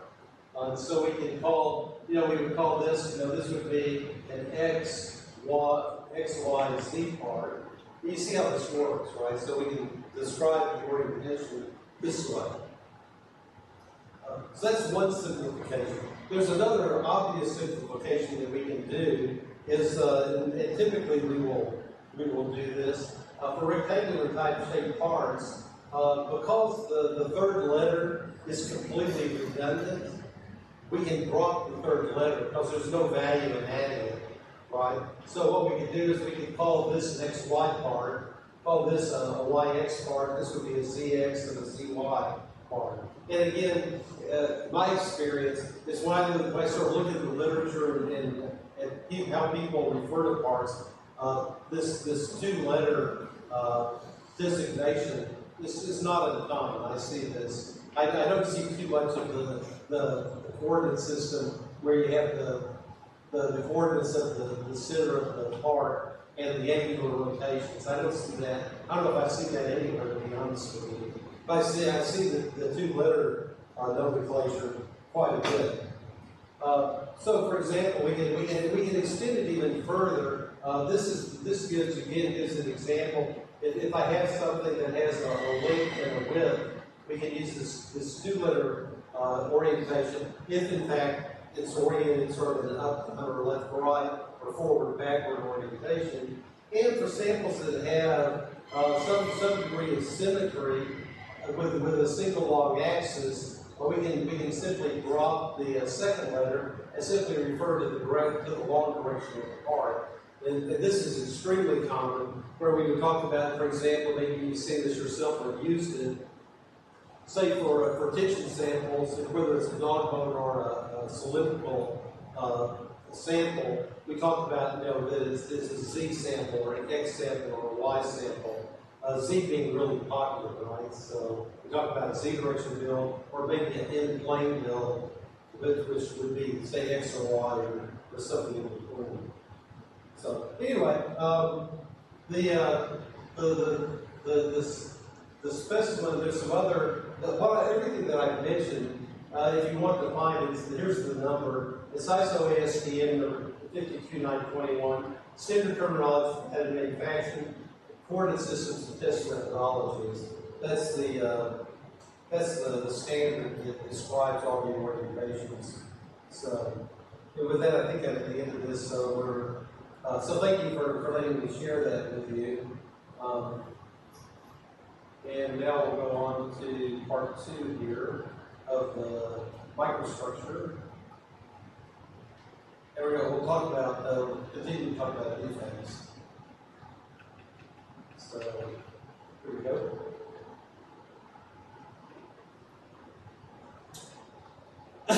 All right. So, let me check my schedule here to make sure. I think we go till 1:15, if I remember correctly. Yes. Okay. So we'll take a break. We'll take a break in maybe a half hour or so. So anyway, we're going to part 2 on microstructure and macroscopic defects. Here's the basic topics. What I want to talk about is these common defects that occur in additive manufactured parts in general, metals, and specifically in PVD parts. All of the original work for the development of these PV diagrams was done with DED, for what it's worth. So we have feedstock porosity. This is basically porosity that exists in the feedstock and which continues during the processing and is manifested in the part. The classic example of this is it was sort of an eye-opening experience about 10 years ago when a group, I guess it was Tony Rollett at Carnegie Mellon, was the first person that I saw present this work. It turns out that the powder, for whether it's for DED or for powder bed, the powder itself, because of the nature of the way it's manufactured, typically it's atomized. Powder is what we typically use in additive manufacturing. It turns out that powder actually has porosity in it, and some fraction of that porosity remains in the final part, maybe 10–20%. It turns out that that porosity has been in the powder all along, but the powder processing people don't care because they do all this sintering and pressing of the powder that sort of removes it. In this case, all we're doing is doing a quick melt and resolidification of the powder, and often there's not enough time for that porosity to escape, and so it's captured in the part. So that's what the feedstock porosity is. Lack of fusion, we'll talk about in great detail, but this is basically if I don't have enough energy to actually completely densify the part locally, we can get these fusion errors. We'll look at that in great detail. Gas porosity is typically associated with keyholing. That's some really nice movements to show you of that effect. So I'll postpone any word description until then. Then there's also a volume phenomenon that happens. I've talked about this a little bit already. It happens at very large scan speeds at really almost any power setting. And it's associated with the fact that we wind up with a very long liquid stream that's the surface energy destabilizes that long column, and so it breaks up into little droplets on the surface of the build. And so these are all kind of captured in these power scan speed diagrams, PV diagrams. I already showed you one. We'll be looking at some more. But then we also, these are the microstructural defects. We also have the macrostructural defects, some of which I've already talked about, like distortion, cracking, surface finish defects, and oxidation. So we'll look at those to some degree too. All right, so here we are back, and I've shown this already, the PV diagram, the laser power, or it could be electron beam power just as well, versus the scan speed of the beam. And we have these 4 areas typically of observation where if there's too little power, we can get the fusion errors.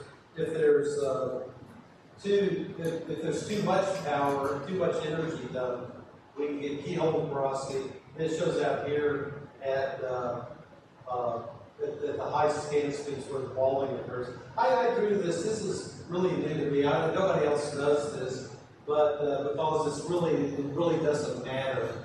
But it turns out that the balling that happens out here is associated with this long melt stream. right, that destabilizes. It turns out that people have observed balling here at extremely low powers, and this is a different mechanism, but it's still kind of balling up a feature that we have. The reason we don't care about it is because it's way below failure. It's sort of like if you're looking at a failure mode after another failure mode. It's like, who cares? It's already failed. So why do we need to explore this? But effectively what happens here is where there's enough laser power just to melt a little tiny bit of pool, and that pool will sort of ball up because there's nothing to restrain it. It'll ball up into a sphere and solidify. And then the laser beam, or the energy source, moves down a little further, then repeats that, and so you can produce this line of spheres, which is like a balling effect. But it's kind of a different mechanism from the radiant stabilities that we have up here at high scan speeds. So anyway, but I mentioned that just in passing. You remember we had the energy density relationship here, and so sort of implicit in these PV diagrams is that the hatch spacing and the layer thickness is not varying.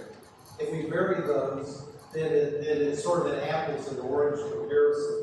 So one way to think of this is if you look at these boundaries, you know, these colored boundaries and this black boundary here, basically as I change the scan hatch spacing or the layer thickness, those lines are going to kind of move around on the page, right? But they still have the same form. So obviously, you know, we have to be careful in terms of using this. And again, you know, I guess I would acknowledge that for most work that I see, people are not messing with the hatch spacing or the layer thickness anyway. So it's you know, this is not a great sacrifice to be able to back on this constant. All right, so here's what some micrographs of what these various regions look like. You have to appreciate in this one that the Z direction is this way. So here are the layers. You're sort of going almost vertically. But what we have is there's just not enough power to completely densify and melt everything. So here's some of the feedstock powders. This is a powder-based micrograph. So there simply wasn't enough energy to melt everything. So we get these very large areas. This is quite exaggerated here, where there's a very large porosity, and we see these kinds of features. That's what we see down here in the fusion air region, is this type of structure. Up in the keyholing area, there are, it's quite different. We can distinguish these two quite easily, right? Up here, these are typically very spherical, various sizes. And there's quite a few of these. This is a 200 micron marker. So we're looking at maybe, you know, 15 layers here.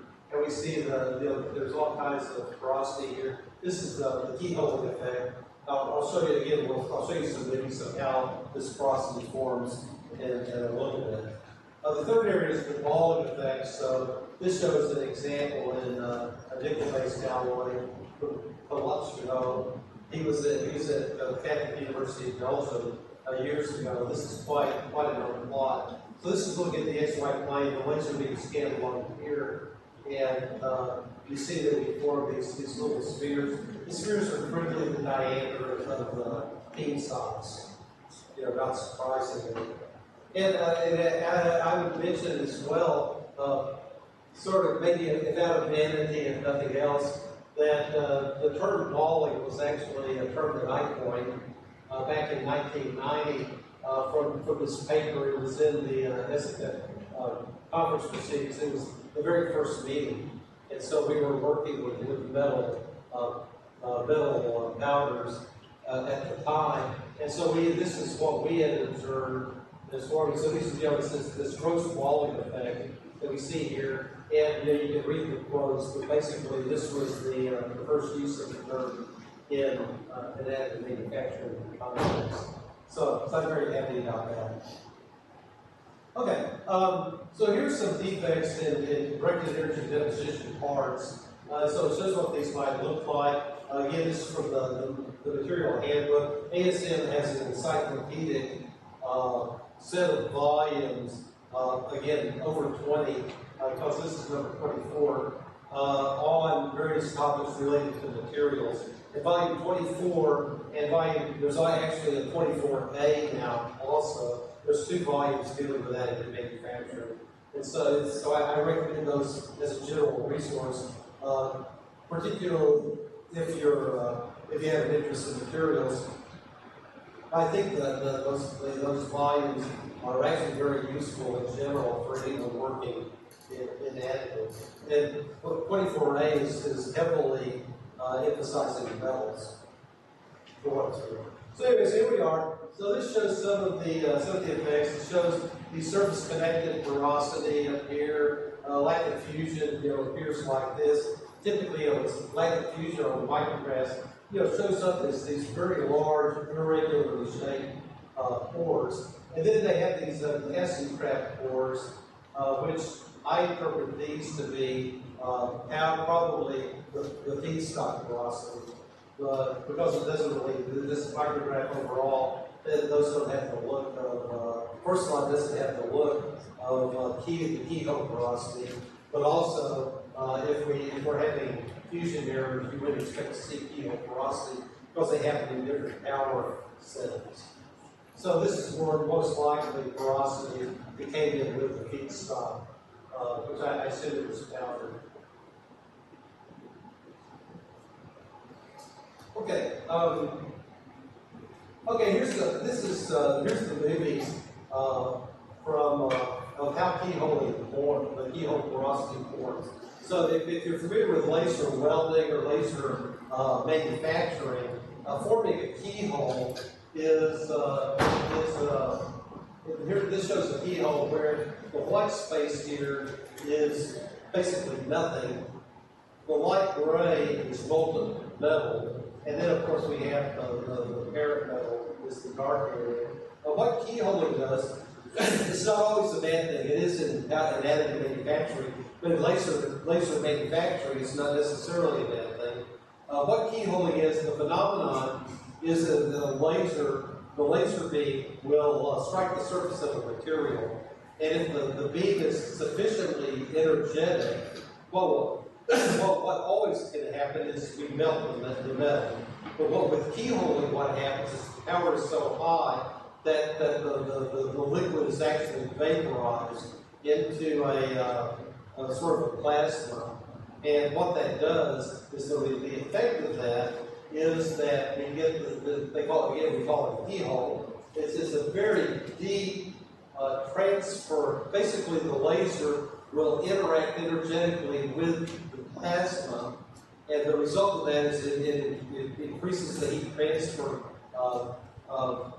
scenario in a way that we can produce a really deep hole. And so for like laser drilling, keyholing is just a way of life. But what you see here is a very deep fusion zone that we get from keyhole. But we don't have porosity from keyholing normally, but we do with additive manufacturing. That's where we have to make the following observation. I got these plots from Tony Wallett. He's at Carnegie Mellon in Pennsylvania, in the U.S. And what he did is he used a synchrotron, where he basically put powder. I think he usually worked with titanium, Type-64. He take titanium powder and load the chamber, the synchrotron chamber, and basically he would then have a laser scan the surface or do things at the surface, and you can sort of visualize what's going on. I'll show you, in this case, this is just a stationary laser shooting down into a powder bed, which we're going to see right here, hopefully, in this movie. So you can see the laser coming in, and what we see here, the white part is actually molten metal. So I think it'll run, hopefully it'll run again here. Maybe.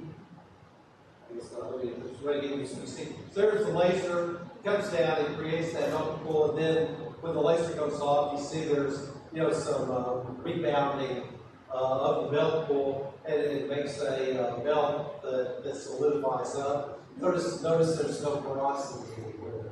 Right? The issue is going to occur when I show you this one. It has to do with the fact that in additive manufacturing, we're actually moving the laser. So what we do is we move the keyhole, and that moves the melt pool in a way that looks like this. So what we have, this shows the case where here's the laser beam coming down, and we create this big melt pool. Because the laser is moving from left to right, we have this melt pool that trails behind the laser. If the laser keyholes, what happens is it creates the keyhole.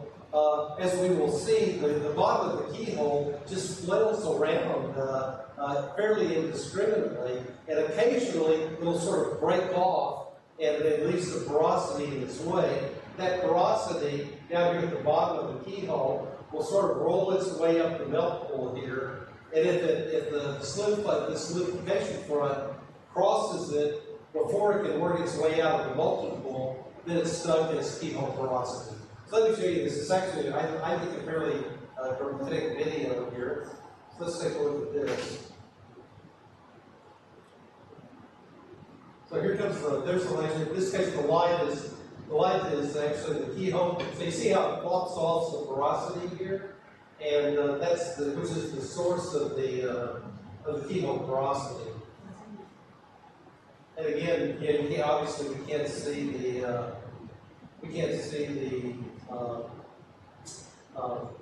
laser, the solid solidification from coming through. But you can kind of imagine if you see one come off, that was pretty quick. See how that one rolled up?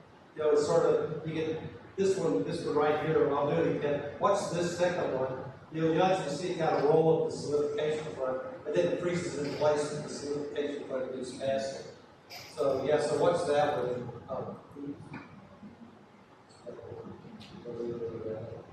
Yeah, so you can see how this goes. Again, this is still pi 6.4. And you can see the other parameters here. Yeah, you can watch that porosity roll up. Yeah, the second one right here. See how it rolls up the solidification front, and then the solidification front passes it and it freezes in place. So we think we have this fairly well understood. These are very round spherical particles. Yeah, with porosity. Hello. Yes.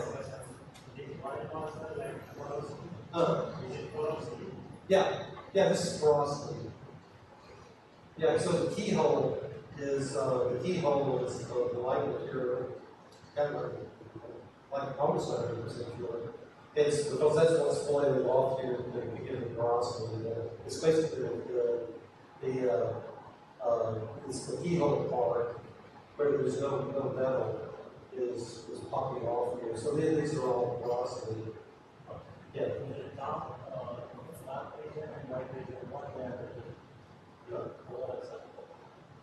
I'm sorry? Yeah, sure. Oh, absolutely, yeah. Yeah. I'm not sure what that part is. On the stationary one, I don't know. Actually, I'm not sure what this back part here is either. I don't know if it's a perspective thing of the thickness of the sample. The process is engaged. Yeah. After processing, speed can engage the dark region. Okay, so this is the waste treatment.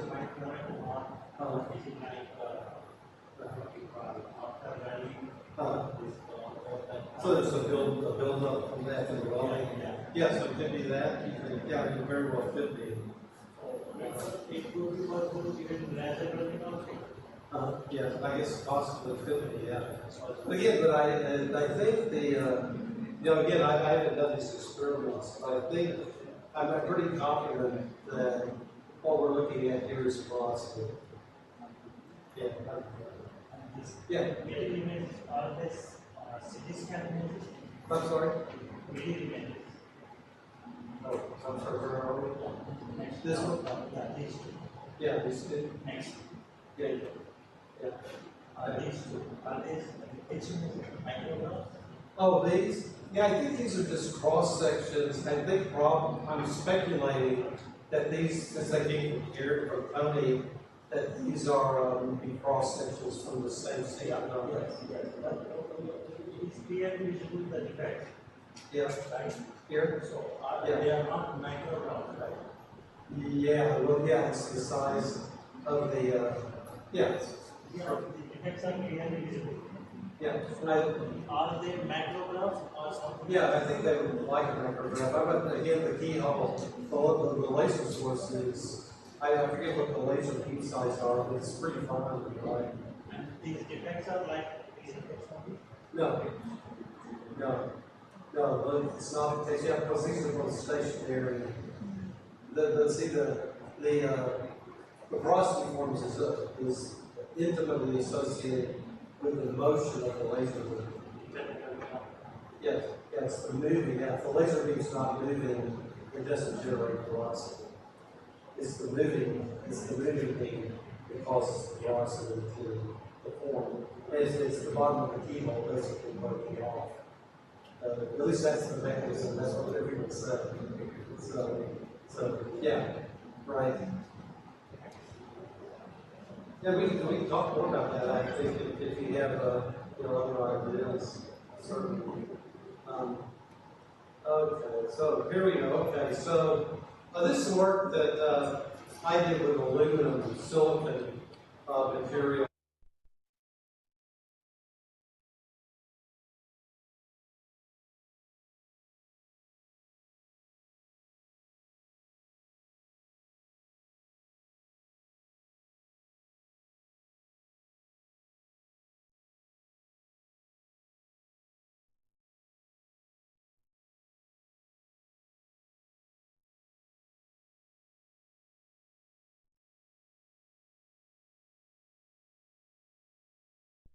Example of the fusion errors.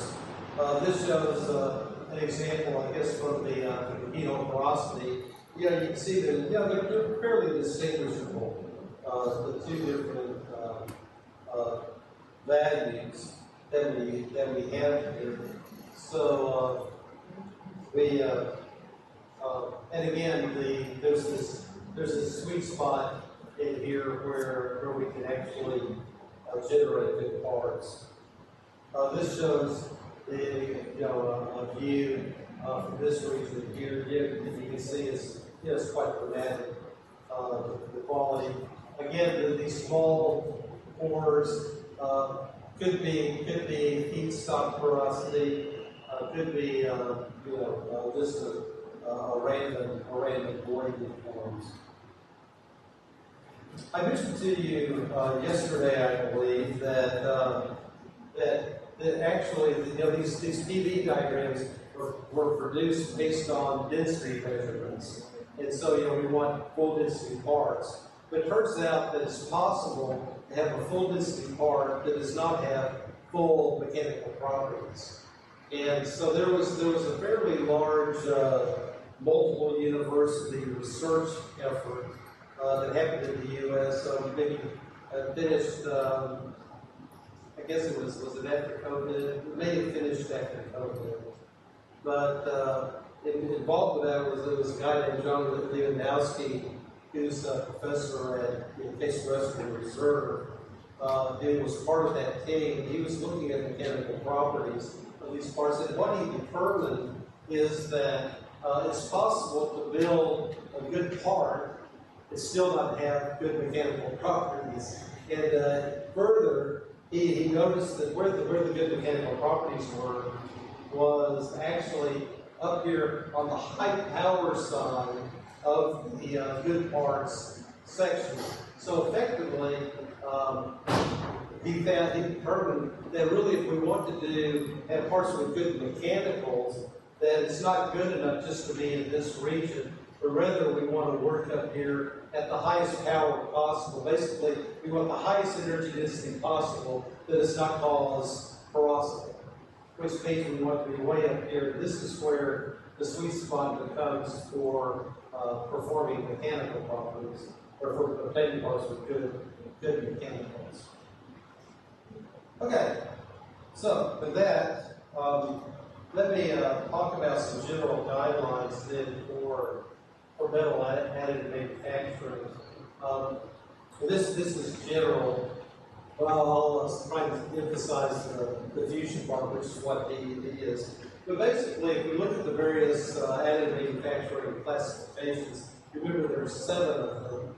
Fiber jetting and sheet lamination are 2 technologies that can be used to do additive manufacturing of metals. And really, if we think about, what do we need, what does the feedstock need to possess? It turns out that really the main thing it needs is the feedstock just has to be in the right form to be processed.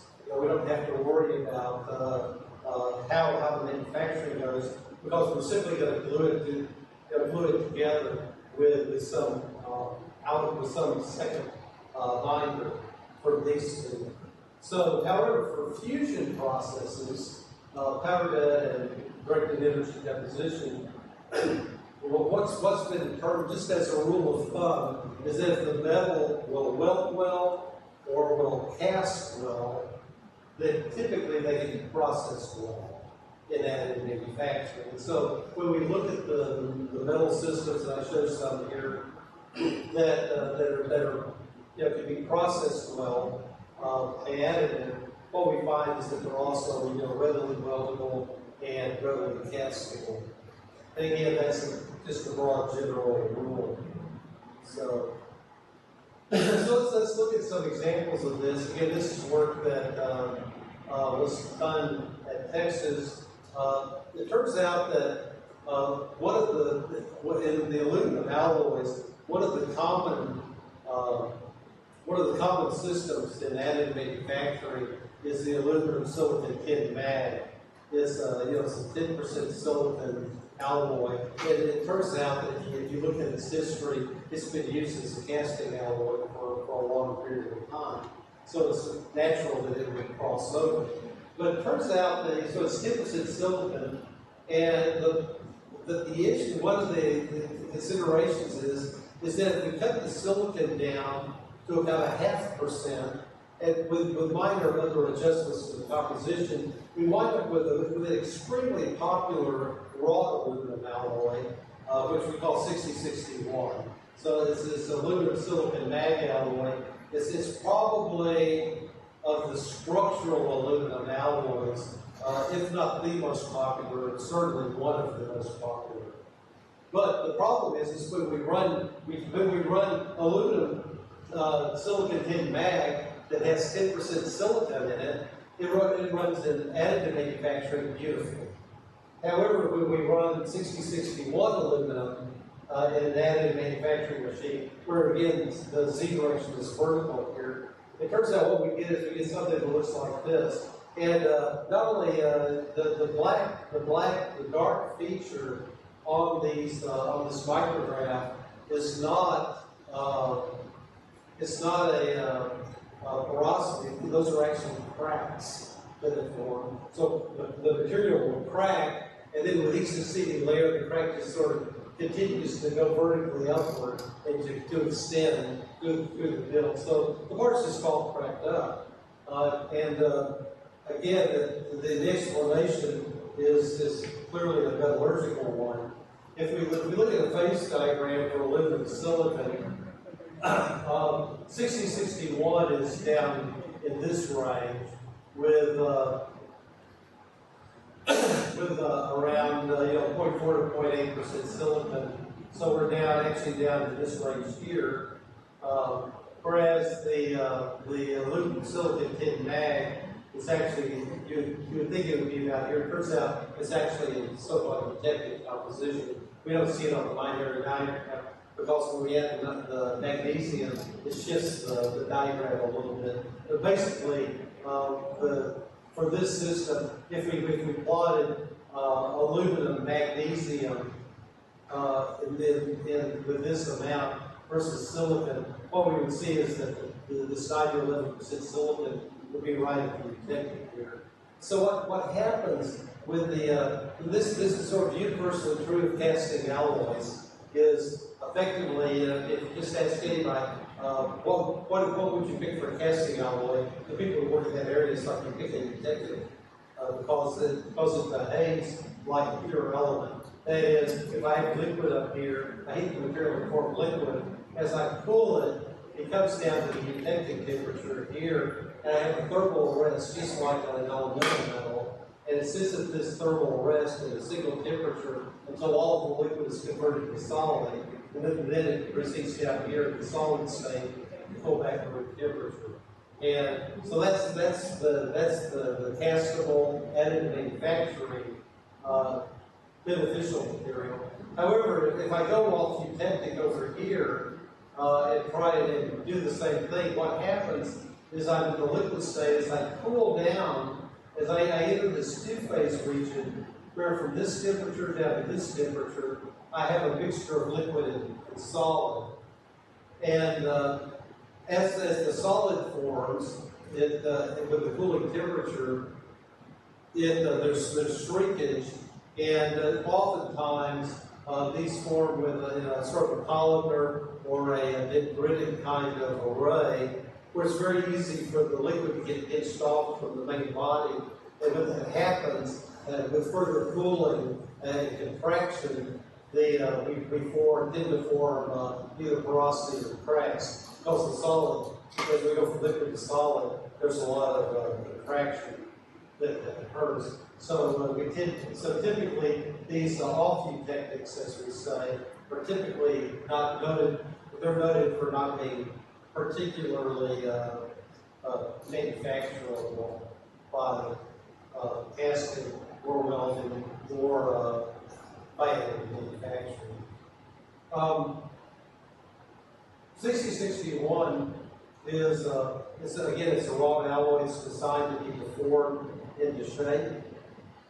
It's if you look at the handbooks, it may list it as being weldable, or it may not. And the issue with its weldability is the only way that it can be welded is they use special filler metals that are high in silicon.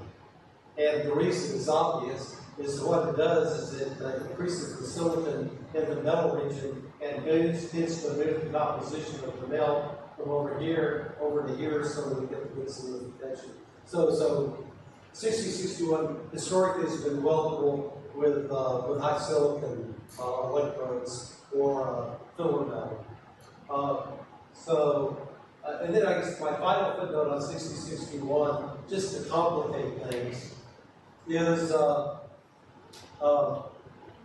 with the machines that we use, that most people use, it's a total failure to produce 6061 additive manufactured parts.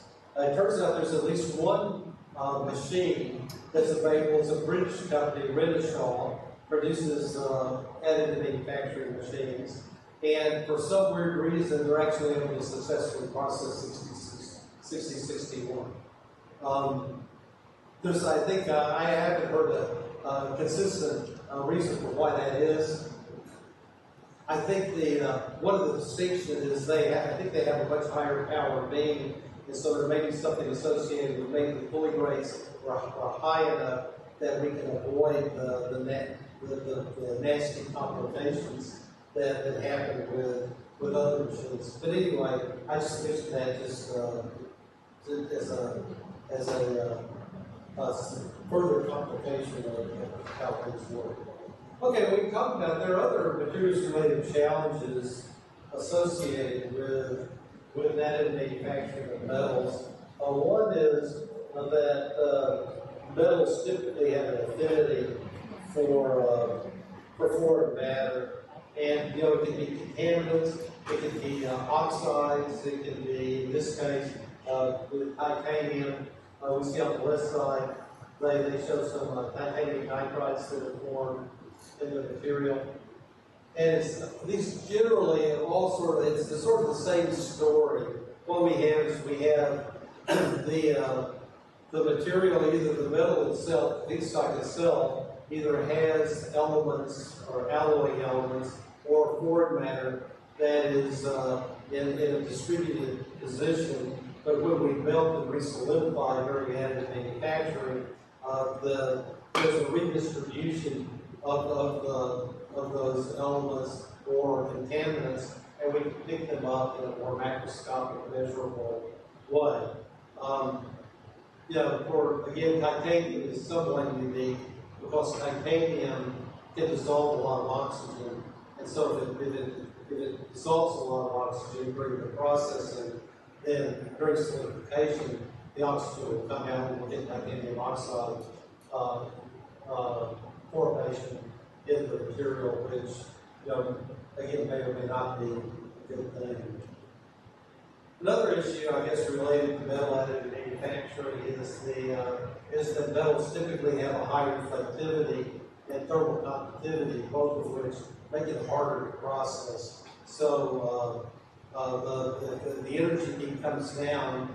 We talked about this earlier. The energy peak will tend to bounce off the surface of the metal, and we can get. Again, this shows the absorption coefficients, although there's not a y-axis to see what those are. But again, depending on the wavelength of the light, we get different absorptions, and what that results in is basically we just have poor coupling of the energy beam, in this case the laser beam, to the surface. One of the advantages of electron beam PED in arc welding PED is you don't have to worry about those issues of coupling. But in all the cases, we do have to worry about thermal conductivity and with heat conduction, because what we would like, ideally, is we'd like the energy to form the melt pool and for it to flow a little bit before to form the bulk its part.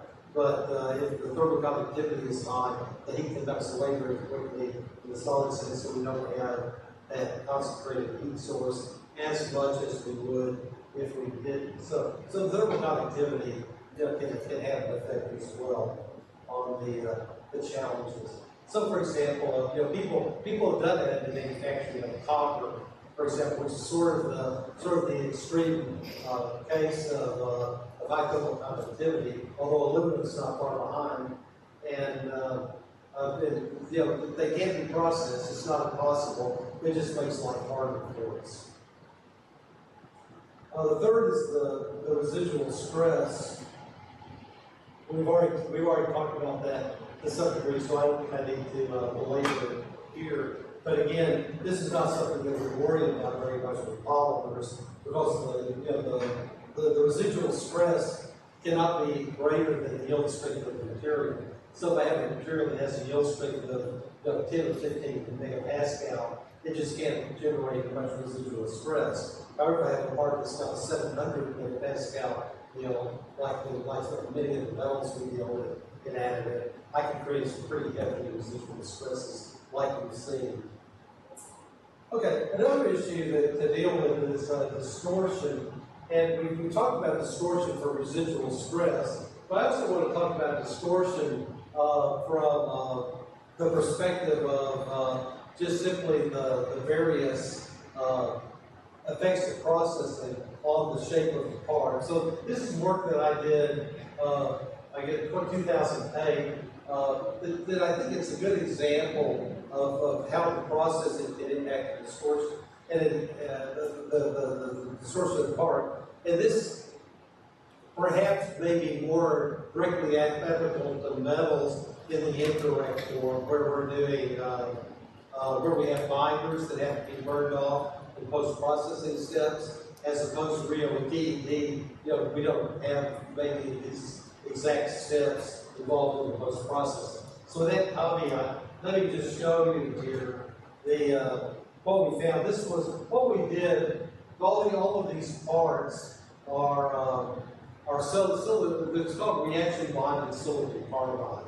The way the step works is this: ceramics are extremely difficult to process in laser center, well, in additive manufacturing in general. And so what we did is we used what most people do. We used an indirect approach. So what we did is we took, in this case, silicon carbide powder, and we added a binder to it. So we mixed binder. The binder was an epoxy that we used. One of the features of epoxy is it's what's called a high ash material. That is, oh, that's our, we used phenolic. It was phenolic. Phenolic is a high ash material. So what that means is when it burns, it leaves behind about 50% carbon if you completely dissociate it. So what we did is we mixed the silicon carbide with the phenolic. We put it in this case, a laser sintering machine, and we scanned it to create a part. What happens is the phenolic is a thermoset material, so it will cross-link, but the time it was insufficient in the chamber for cross-linking to occur, so we simply melted and we solidified the phenolic. So our green part is basically silicon carbide particles glued together with phenolic, uncured. But then what we did, and we call that the green part. Then what we did is we basically, in some cases, we would infiltrate with an epoxy, cure the epoxy, just so the part could hold shape when we get rid of when we process the phenolic.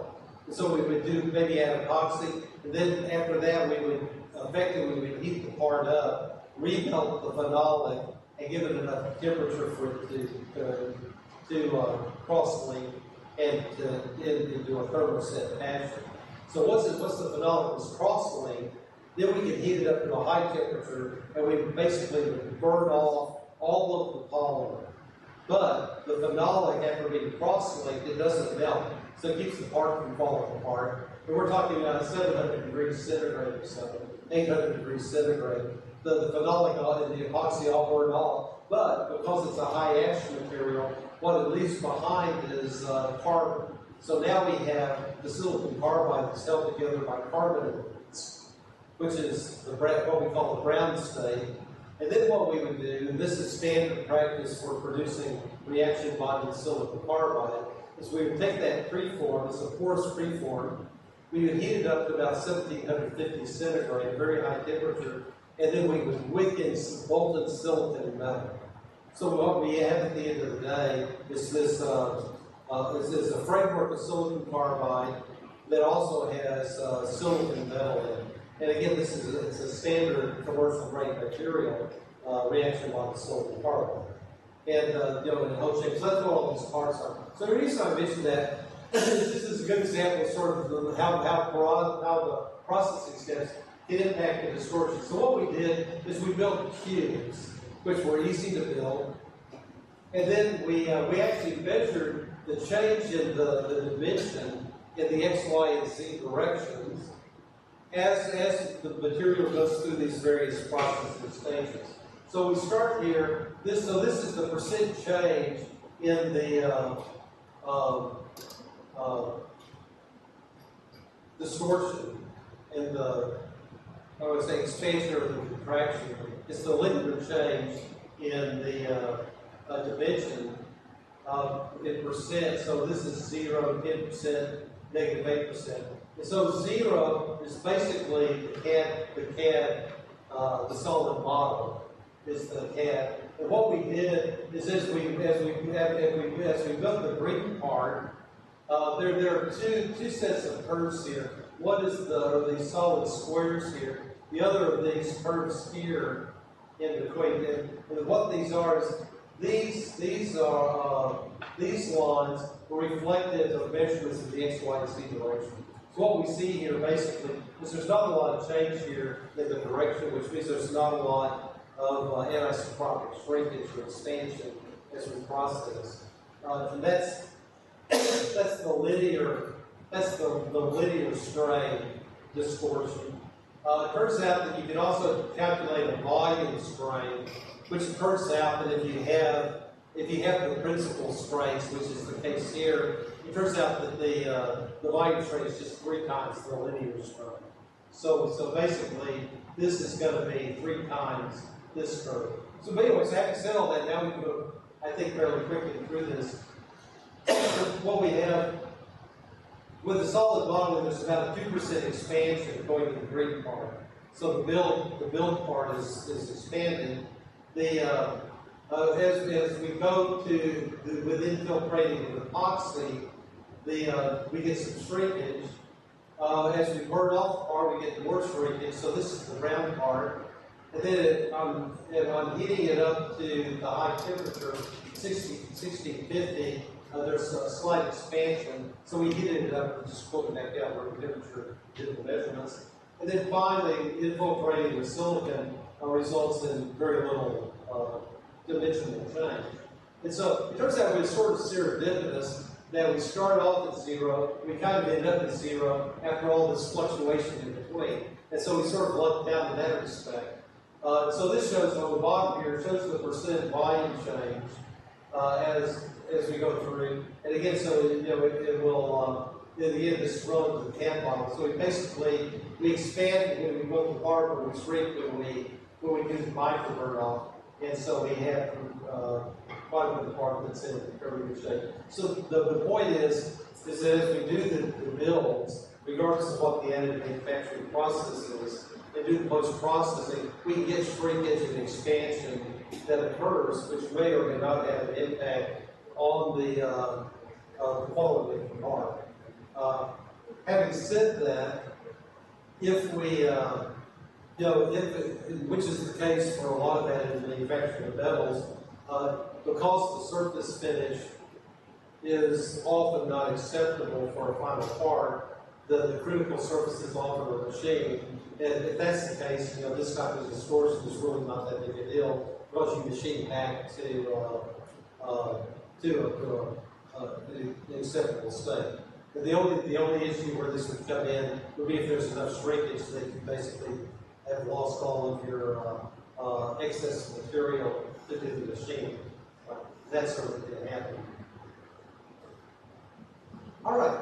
This shows the case to move away from this esoteric silicon carbide, which has many post-processing steps. Let's look and see how it works with distortion in directed energy deposition. Again, this is Tyson's 4, and what's seen here is the build time and the distortion that occurs.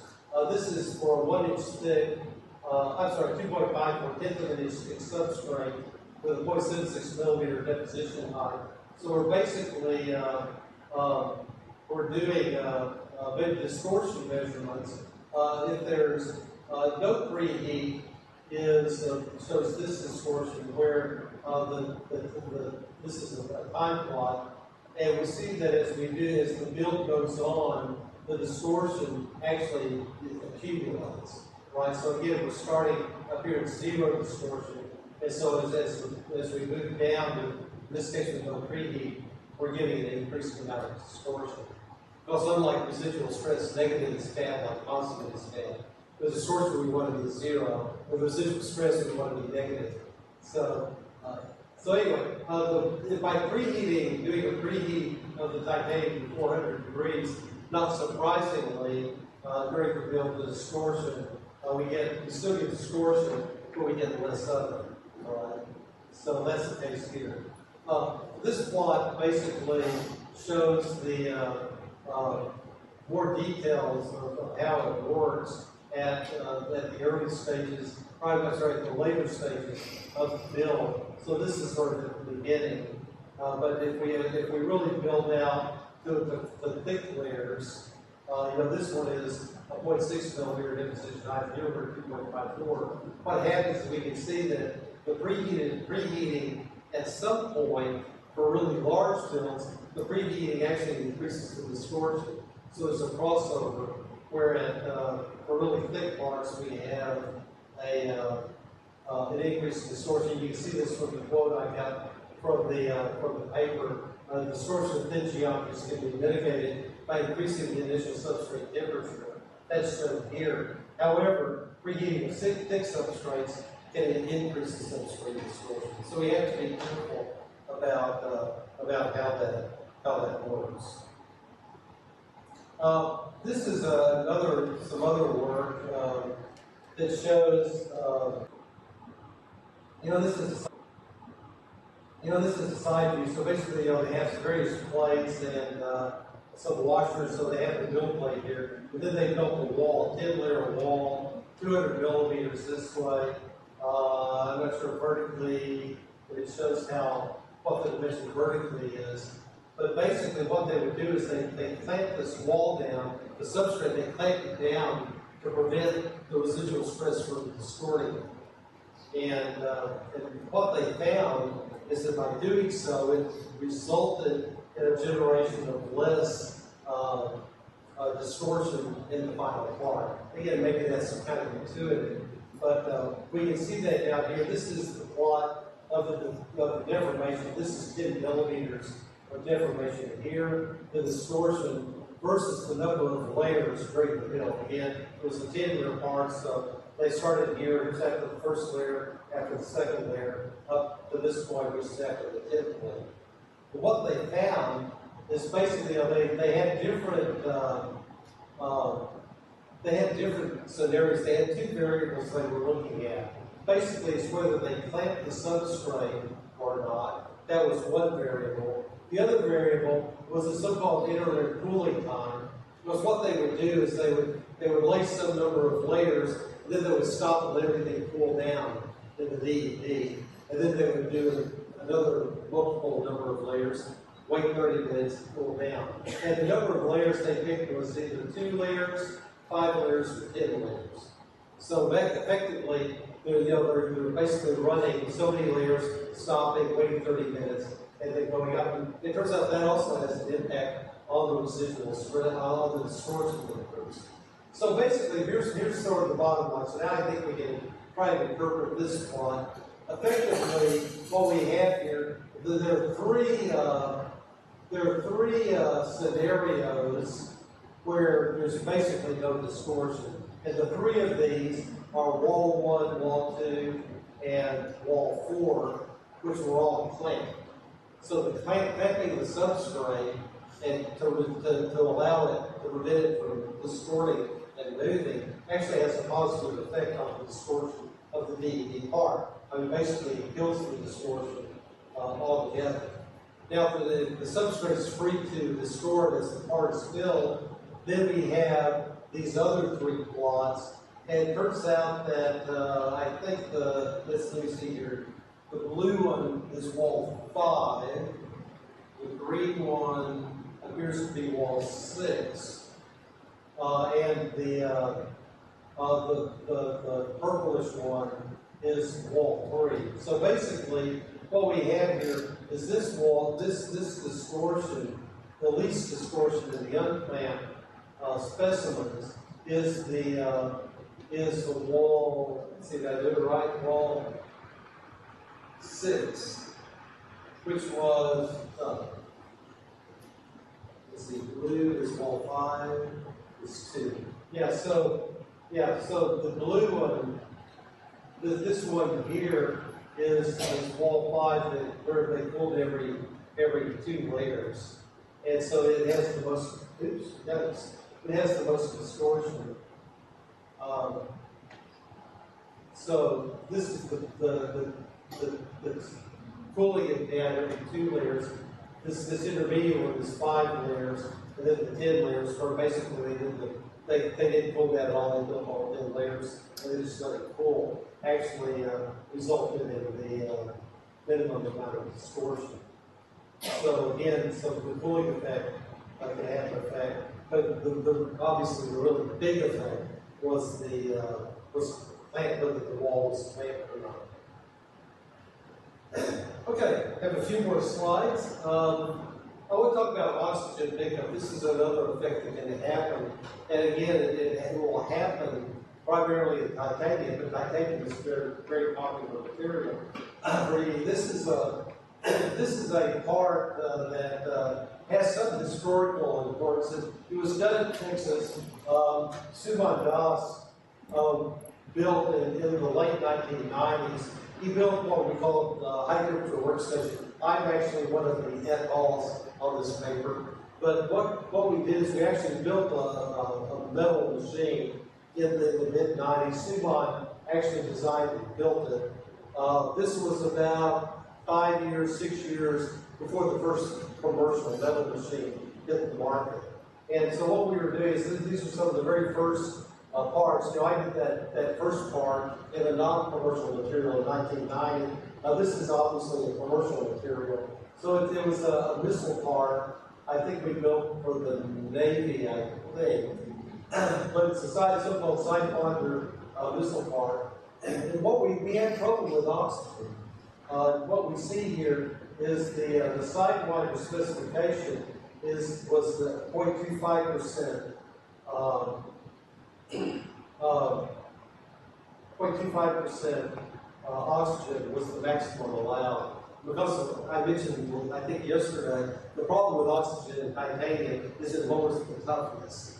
And again, the oxygen goes in substitutionally, so it's not present in the titanium as an oxide. It's actually dissolved like an alloy element into the metal. And it has a bad effect on toughness, which is the reason that this sidewiner has that 0.25% maximum designation. Which you can see for these various samples that we did as on this hip on, what we see is that we're right up against the limitation, which is not a good thing.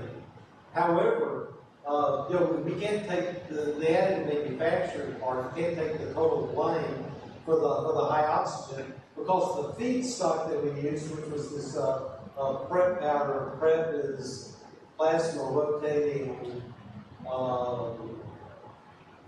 electrode something. But basically, I think it's a plasma rotating electrode, and we splat the material. But basically, it makes a very nice spherical powder. But the feedstock itself had 0.19% oxygen in it. And so we were basically only adding about 0.05 or 0.06% of oxygen. So the way that the solution that we did use was to substitute for this prep powder. There's actually a form of titanium 6,4. It's called ELI material. It stands for extra low interstitial, which means that the interstitial here is the oxygen. So basically, we got feedstock that had a lower oxygen content, and by running it, we were able to avoid this issue with the oxygen limitation. And I just mentioned here as well that in terms of general, for DED, in terms of just general, the general application, as we work buyer and seller, it turns out that if everyone's okay with reusing feedstock, then it's fine to reuse it. We talked about some issues, I think we did, with the satellite formation and with increased porosities and the factors associated with reusing powder. I guess we talked about that on Monday. But we also can, again, the powder can be sieved, we can remove the satellites, it can be recycled. And again, it's okay to do that, at least according to the standards, if it's okay, if everybody agrees. Having said that, there are a few processing conditions, there are standards under the strictest processing conditions for metal powder where recycling of material is not allowed.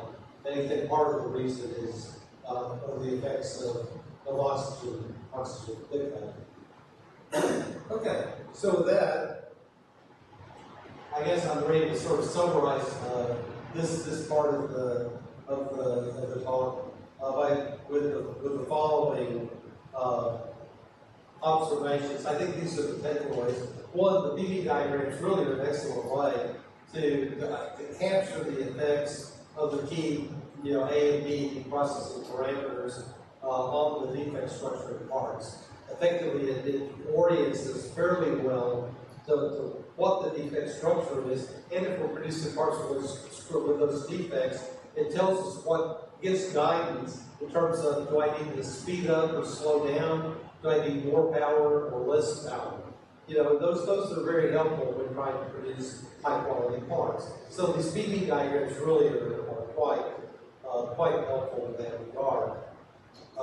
As well as, as I mentioned on, I guess, Monday, as we try to dial into the materials, it's a great, produces the PV plots, which is what I did with the aluminum powder that I showed on the PV plot. It's a great way to sort of explore that space, and it can be done relatively quickly.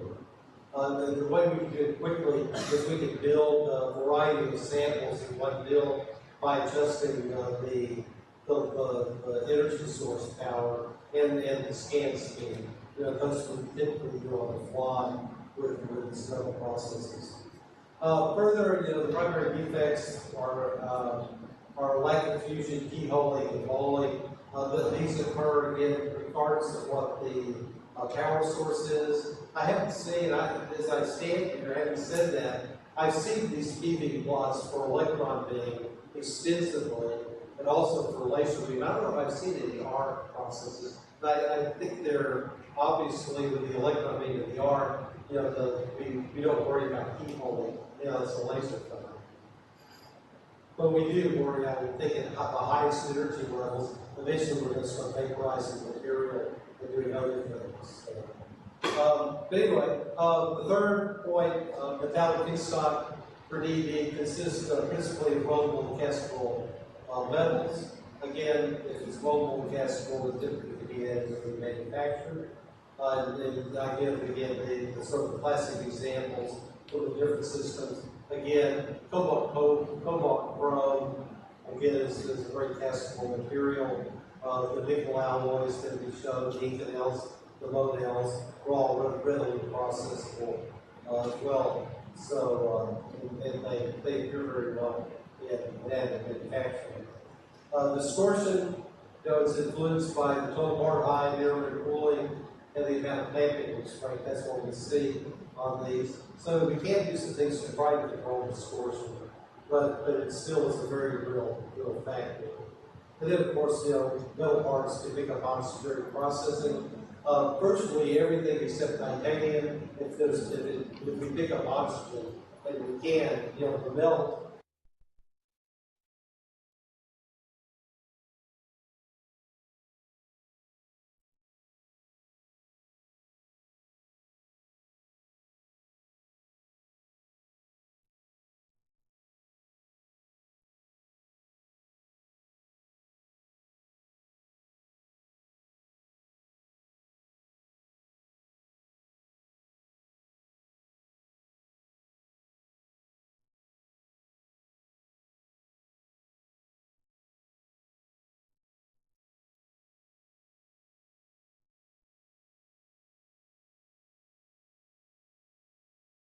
So I guess at this stage, we can open up for questions and discussion if you want to do that. I think that would be better than trying to get a head start on the afternoon presentation, which starts, I guess, 2:30.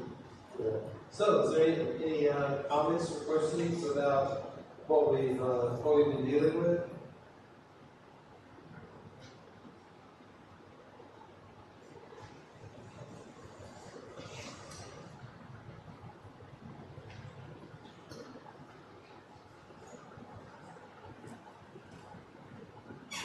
Maybe we start much earlier. That could be a possibility too. Yeah. Hello. In the PE plots, we have shown fusion defects for titanium and keyhole defects and bar defects for aluminum tin silicon. Right. So, for aluminum tin silicon alloy, will there be any fusion defects? Fusion effects on the aluminum alloys. Yeah, I think the answer is yes. Let me go to this back up. Yeah, we work with aluminum. But yeah, if I understand your question, I have the right.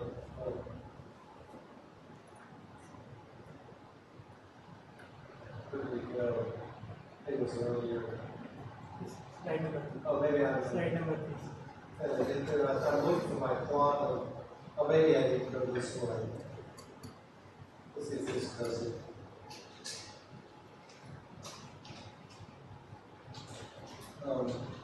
Not here. Yeah, here. Now this is all aluminum. that we showed. But so your question was, were there diffusion effects like lack of fusion? Yeah. I mean, if we're talking about diffusion errors, yeah, the answer is yes.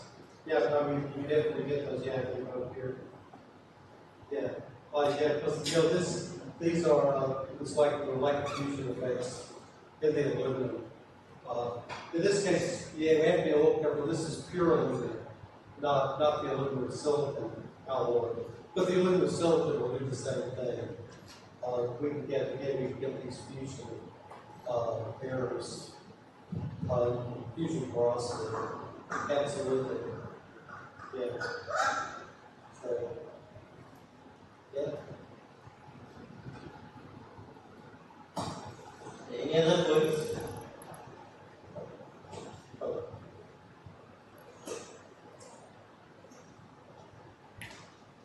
So I have one query, many of the researchers reported they have different mechanical properties with respect to the field directions. But in real, it's not the optimal conditions what they have fabricated the components. Yeah.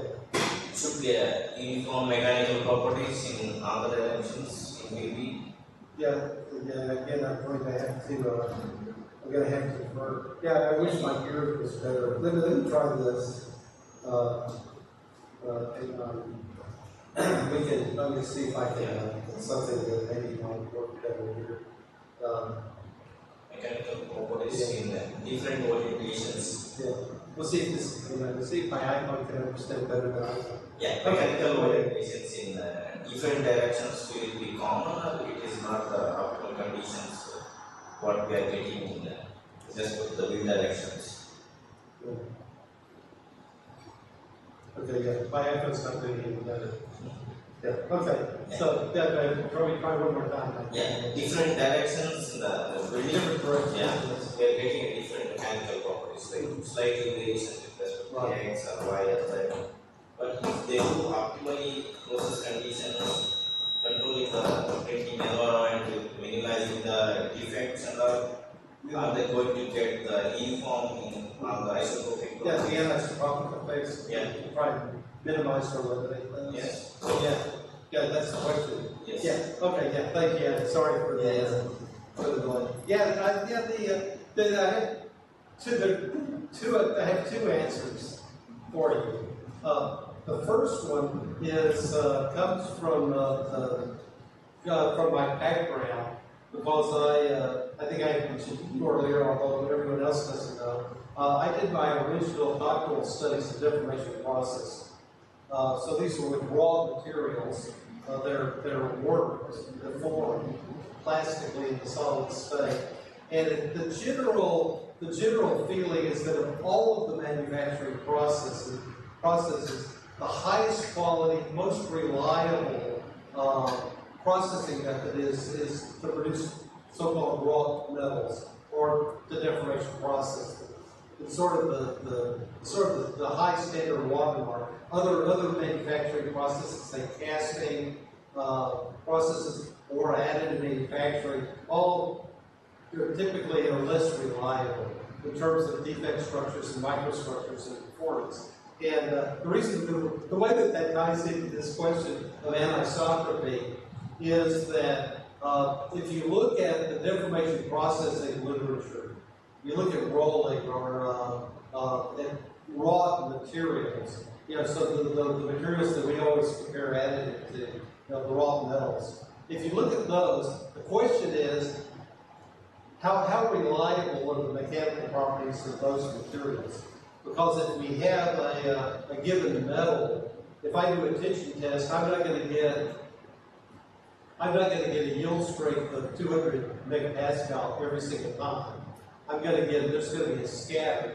And it turns out that if you look at large numbers of tension tests on lots of material that are raw, they're supposedly identical. It turns out there can be as much as a 10% variation in the mechanicals. And so I always think of this when I look at additive manufactured parts, where they're showing deviations of 5 to 10% in the X, Y, and Z direction. I always think back to these plots that show 3,000 or 4,000 ditching down test samples on rock bottoms, where again we're seeing sort of plus or minus 10% variation in the mechanicals. So basically, what my first answer is, it's not really. Maybe it's not significant, right?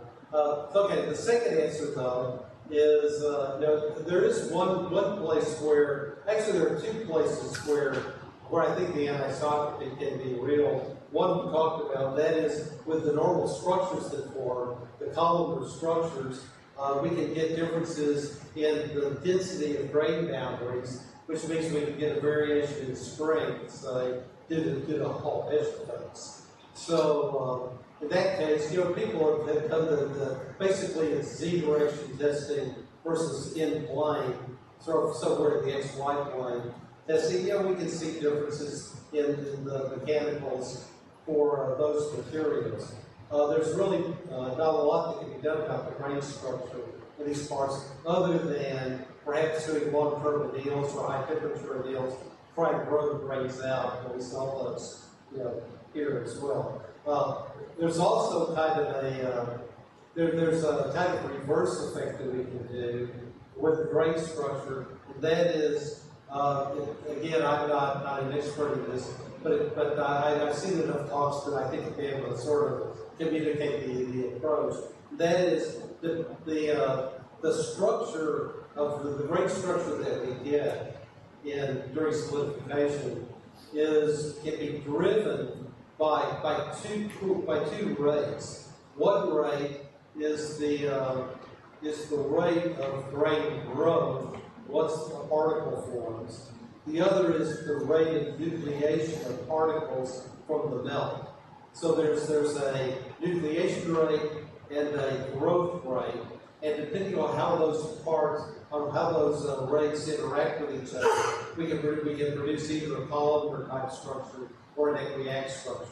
And so without being able to give very much detail, it turns out that if you can work those rates and additive correctly, it becomes possible to try and move towards an equiax structure, and we can kind of defeat this columnar rate.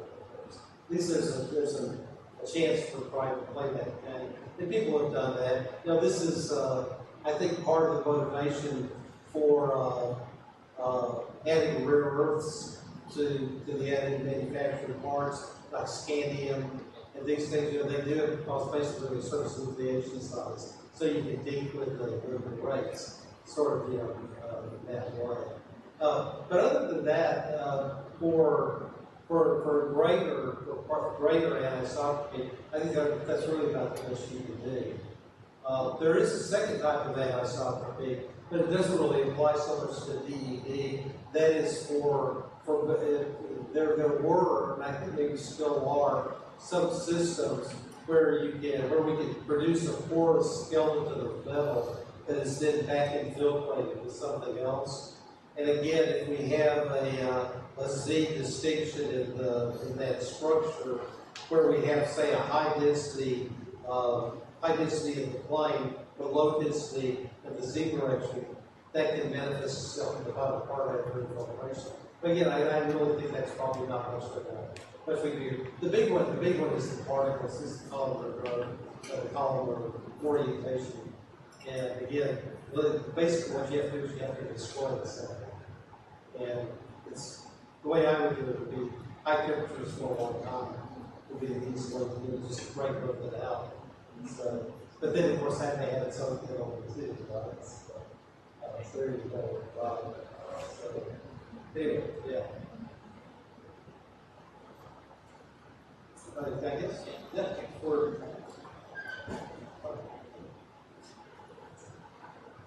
I guess we're fairly close to the end of the maybe it's okay with you.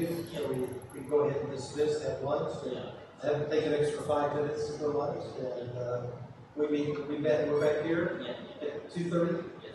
2:30. We'll start case studies, which will be maybe for some of you may enjoy that one because we're not going to be looking so much at the science like I have been. We'll be looking at actual parts being produced and why we produce them. Great to go with case studies in directed energy deposition. This is sort of one of the two-part lecture. The next one will deal with hybrid DED processes and with welding.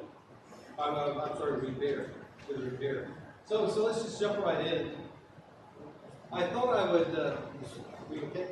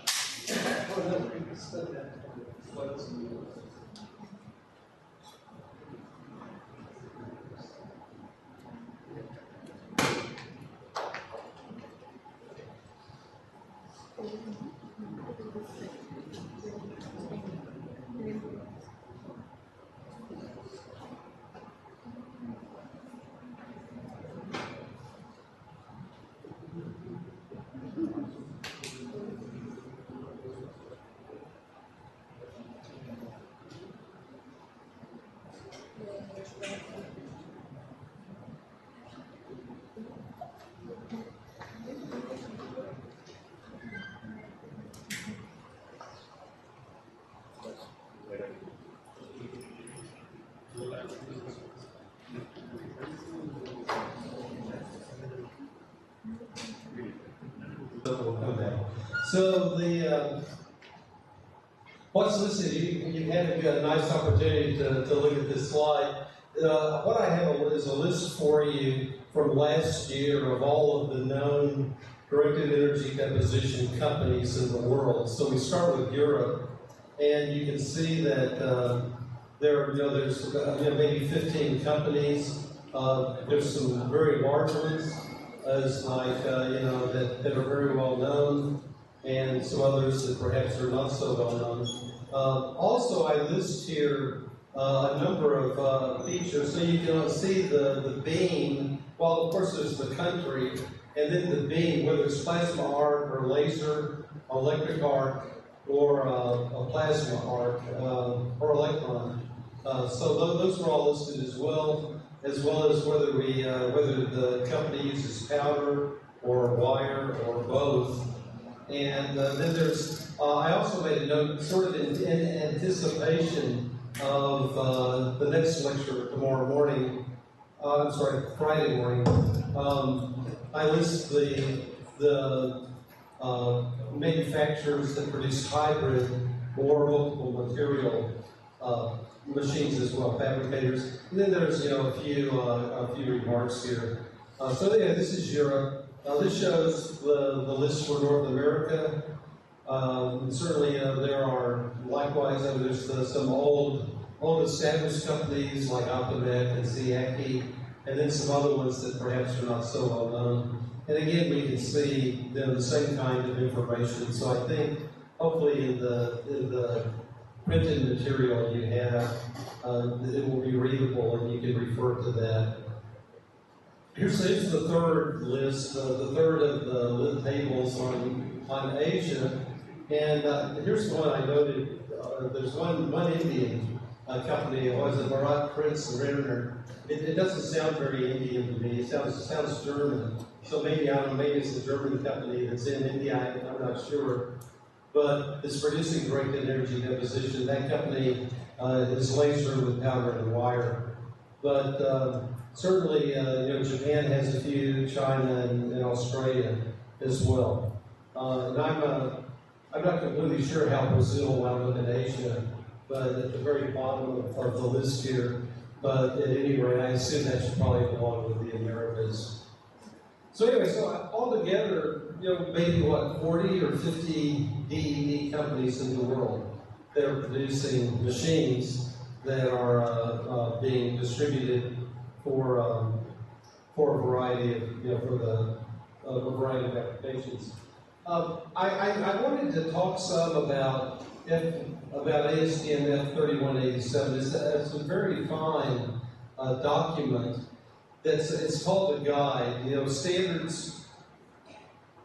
Standards can produce or have a number of purposes, but one of the purposes is just to sort of give good advice based from the experts on how to do something. And that's what guides are. So this is simply advice from the experts. It's not a requirement. We wouldn't necessarily say, we conform to this standard. It's just simply good advice on things maybe you might consider in an effort to do good practice with directed energy deposition of metals. And so I'm not going to go through the standard in great detail, but I did want to read through this because this says basically what's in the standard, so that you know. And there are these various chapters, and I've highlighted them in red. So there's a section on a high-level description of the features and benefits of DED. Makes the comparisons between DED and other metal 3D printing technologies. There's a section that describes the machines used to perform DED, and so basically, like the introduction we did here this week, their atmosphere control is another important area, and so there's a separate section dealing with that, and also there's the feedback used for DED, particularly for metal powder and metal wire. So the features of each of these are discussed, and the importance, the proper cleanliness, safety, and some advice on how to make that happen is also included. Then they talk about the DED process itself, how to define, measure, control the key parameters. There's the setup, calibration, and maintenance issues for DED, followed by post-processing of DED metal parts, and inspection, heat treatment, finishing processes for DED. And there's also a section then on safety and the safety concerns. This is very important in additive manufacturing. And so it talks about those. It talks about how to put together a manufacturing plan that would be used to implement DED in a production setting. And so this, again, for commercial use is very important. And then finally, there's a section on how to specify a process. So it talks about basically how to communicate between suppliers, buyers, users of DED technology, so to make sure that everyone's on the same page.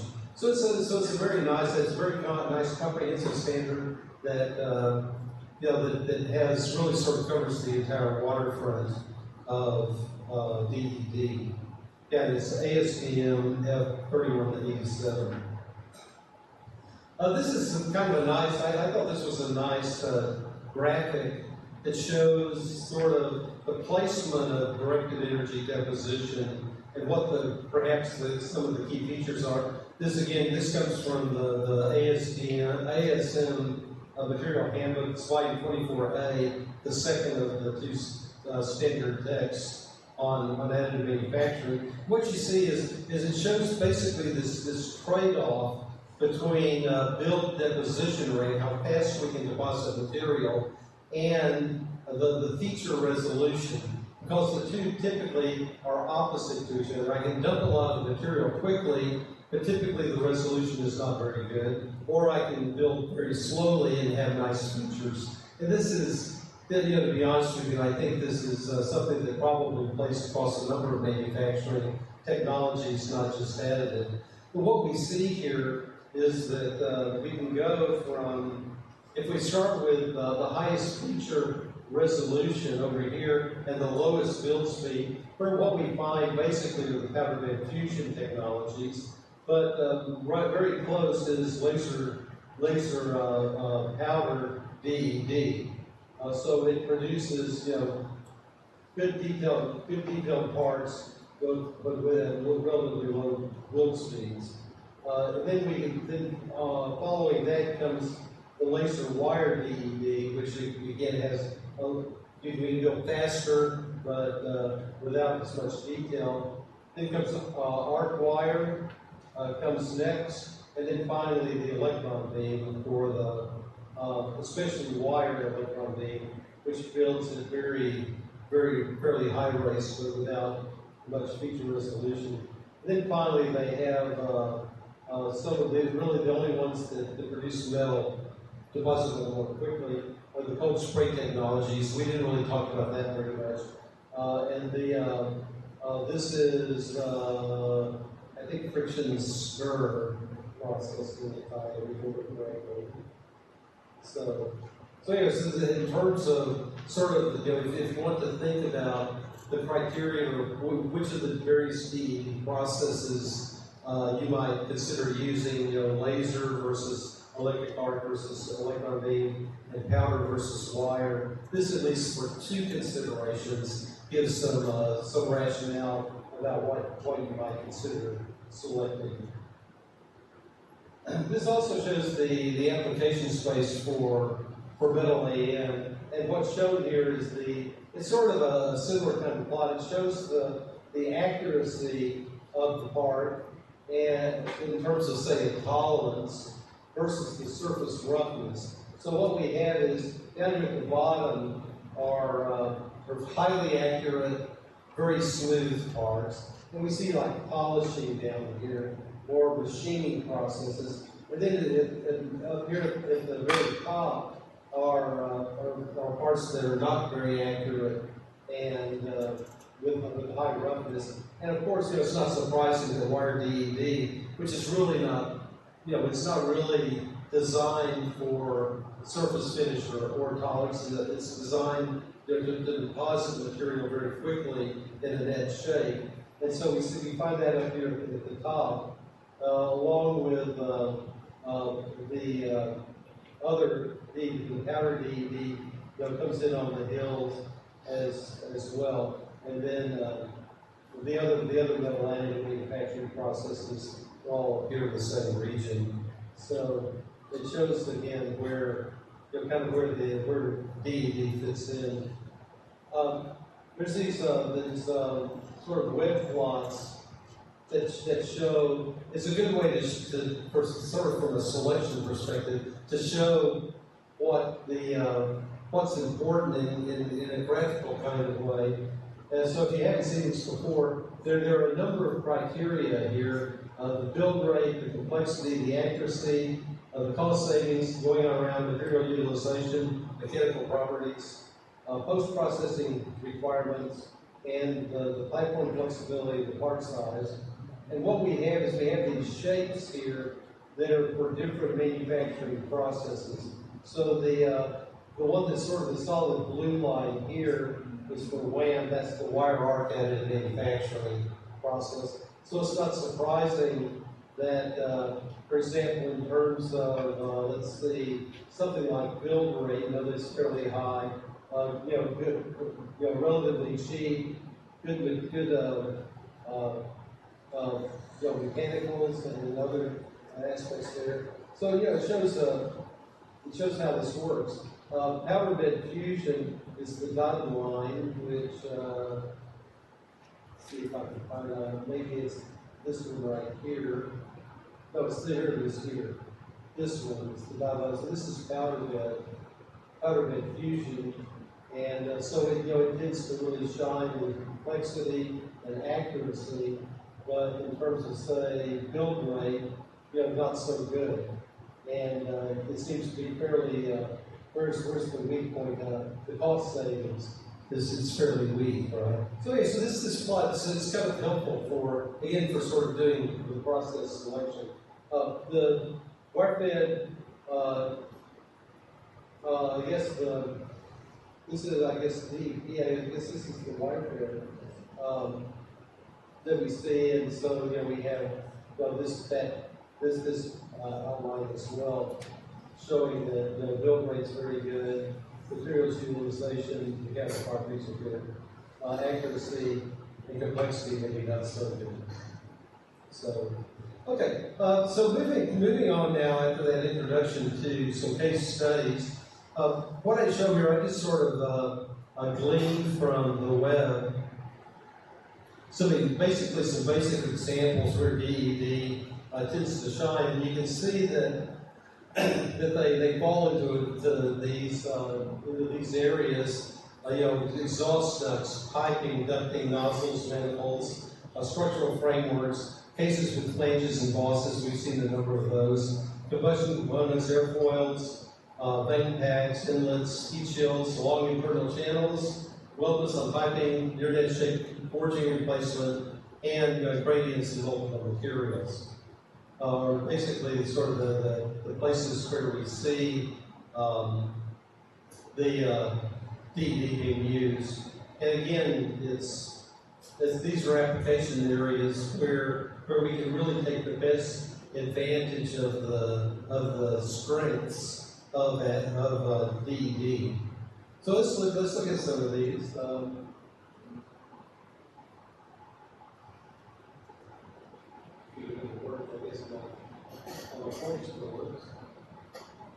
I'll just go this way. Oh, no, maybe I can't.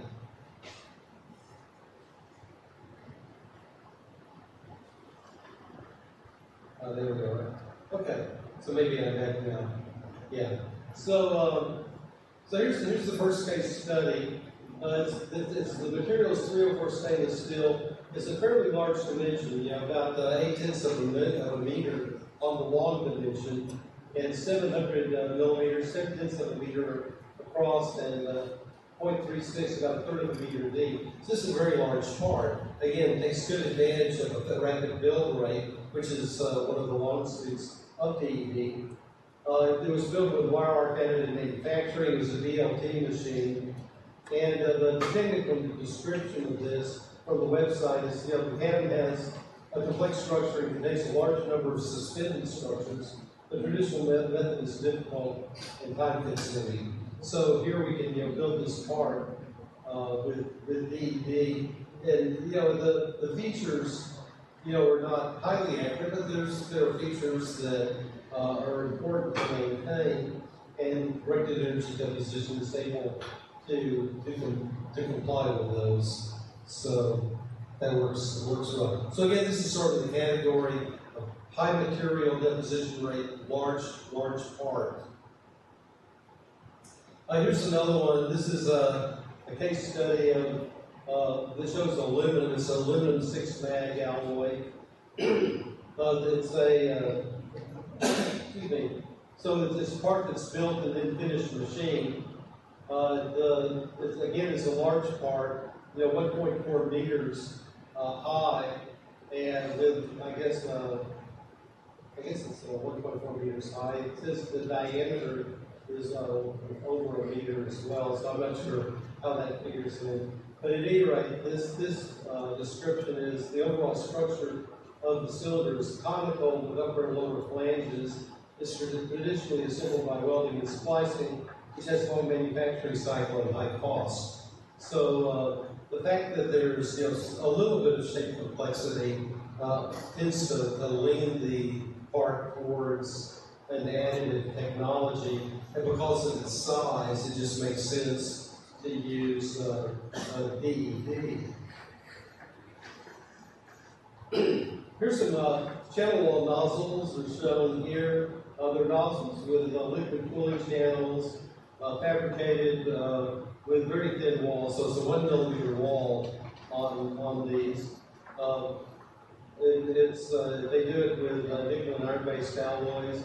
It's clear here and here. I'm not totally sure. Maybe it's over here on this third one shows it in service. So they fire tested it in cycle testing. So I assume this hot item over here is the channel wall nozzle. Again, it's a good example of directed energy deposition. Dual wall ducts, again, we see the part here, the dimensions is nominally 150 millimeters. It's continuous dual wall, so there's, I guess, 2 walls here on the part, and with a 1.5 millimeter wall thickness. So again, it's a part that's reasonable to produce with directed energy deposition. And the geometry clearly is one that really speaks for additive manufacturing.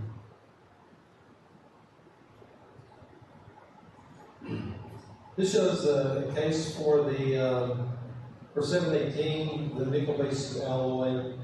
It's I think we may have seen this one before, but it shows the build of this part. But basically, this machine, I guess it's an RPM Innovations machine. But what they have is that they have multiple degrees of freedom on this, so it's a multi-axis fabrication. So what you see here is building the main body of the part. Here's the final part over here. But what they can do is, intermediate is this actually shows them rotating the platform relative to the energy source so that they can actually go in and produce these other bosses and these other features without, in a way that really minimizes the amount of waste of material.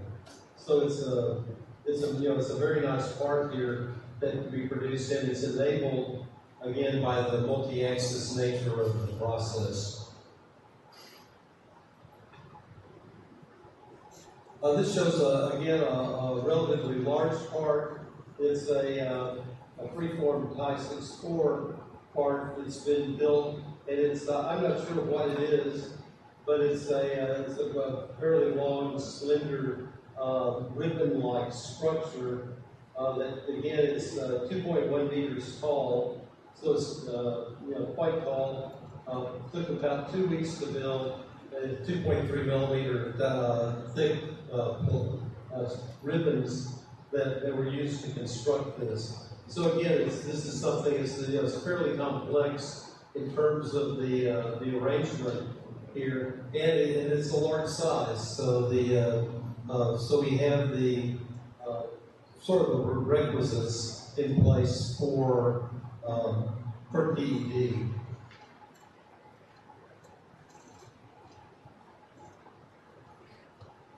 All right, this shows an example of multiple materials of gradients that can be produced. This is it's Inconel 718, Inconel 625, and a Haynes alloy. And what we see on this side over here is it's difficult to see the layers, but basically they started at the bottom with Inconel 625 and transitioned over a small area to gradiate from the 625 up to Haynes 230, and then ran Haynes 230. Then there was another gradient in the build where they were mixing the Haynes and Inconel 718. And then finally, at the very top, they transitioned to the third alloy, 718, in the build. And so they show some plates that have been built this way, and so they have the transitions. Presumably, there's a motivation or a reason to do this that drives the process. And again, one of the strengths of directed energy deposition is the fact that it's relatively easy to produce, to generate material gradients, because we can use at least from powder, multiple nozzles, or require multiple wire feeds. Okay. The next one I have to show is another 718. This is a combustion case, so it's for part of an engine application. And we see, so we can see in this case it's fully deposited 718 case. The ODE and the flange are machined post-deposition, so you can see that over here on the final part. And the bosses were added, which I guess are these features down here, to pre-machined on the surface. So you basically build a part and then machine it out and then add the bosses and finish those up. So the ID final was final machined after the deposition of the bosses. So here we see the final part, which is, again, it's a very nice application for the directed energy deposition. Here's another one. Again, this is from a different company. It's a so-called yaw damper bracket. I'm not sure what that is. It says that it ensures vehicle stability on high-speed trains. So I think that's fairly important. Device or part. This shows the final product over here. This shows sort of a schematic of the build plan for the part through directed energy deposition. I'm supposing that this is shows the parts that perhaps has built sitting on the platform. So this again is a wire additive manufactured, wire arc based additive. And so again, their point is that it makes it possible to adapt the component at short notice during the printing process, depending on requirements. So, and I'm not sure what the requirements are, but apparently they can vary from application to application. And so by doing it with additive, it becomes relatively easy to change the part really almost on the fly and to build the part that has the proper accommodations. So, okay. This is one that shows it's a Siemens part that it's a load collar. Again, I'm not sure what these applications are, but it's heavy-duty gas turbine load collar located in critical downstream areas. So again, this is the part. This shows the part after the build, on the base plate. And this, I guess, shows again, this parking schematic of the thing. And it says, the production process can be improved, and 80% of the material can be saved. So in this case, we're going with a significant cost savings in terms of material utilization by using directed energy deposition instead of a traditional processing. I can imagine that this part, if this part were machined, there would be perhaps 70 or 80% material loss, and that's not the case here with the additive manufacturing, of course. And again, it looks like this was finished up probably not by machining, but maybe perhaps by a grid blasting or even possibly hand polishing, just based on the shape of the look of the part. So again, we have this is again we're starting to see sort of similar the similar structured designs. In this case, we have the case study shows sort of the design of this. It's a bell valve intake. It says delivery times and material costs are significantly reduced, so they can turn it around faster. Classic advantage of additive manufacturing. And the material cost, it doesn't say what the material is, but I assume it would be one of the expensive materials that's used, maybe titanium or a nickel-based alloy.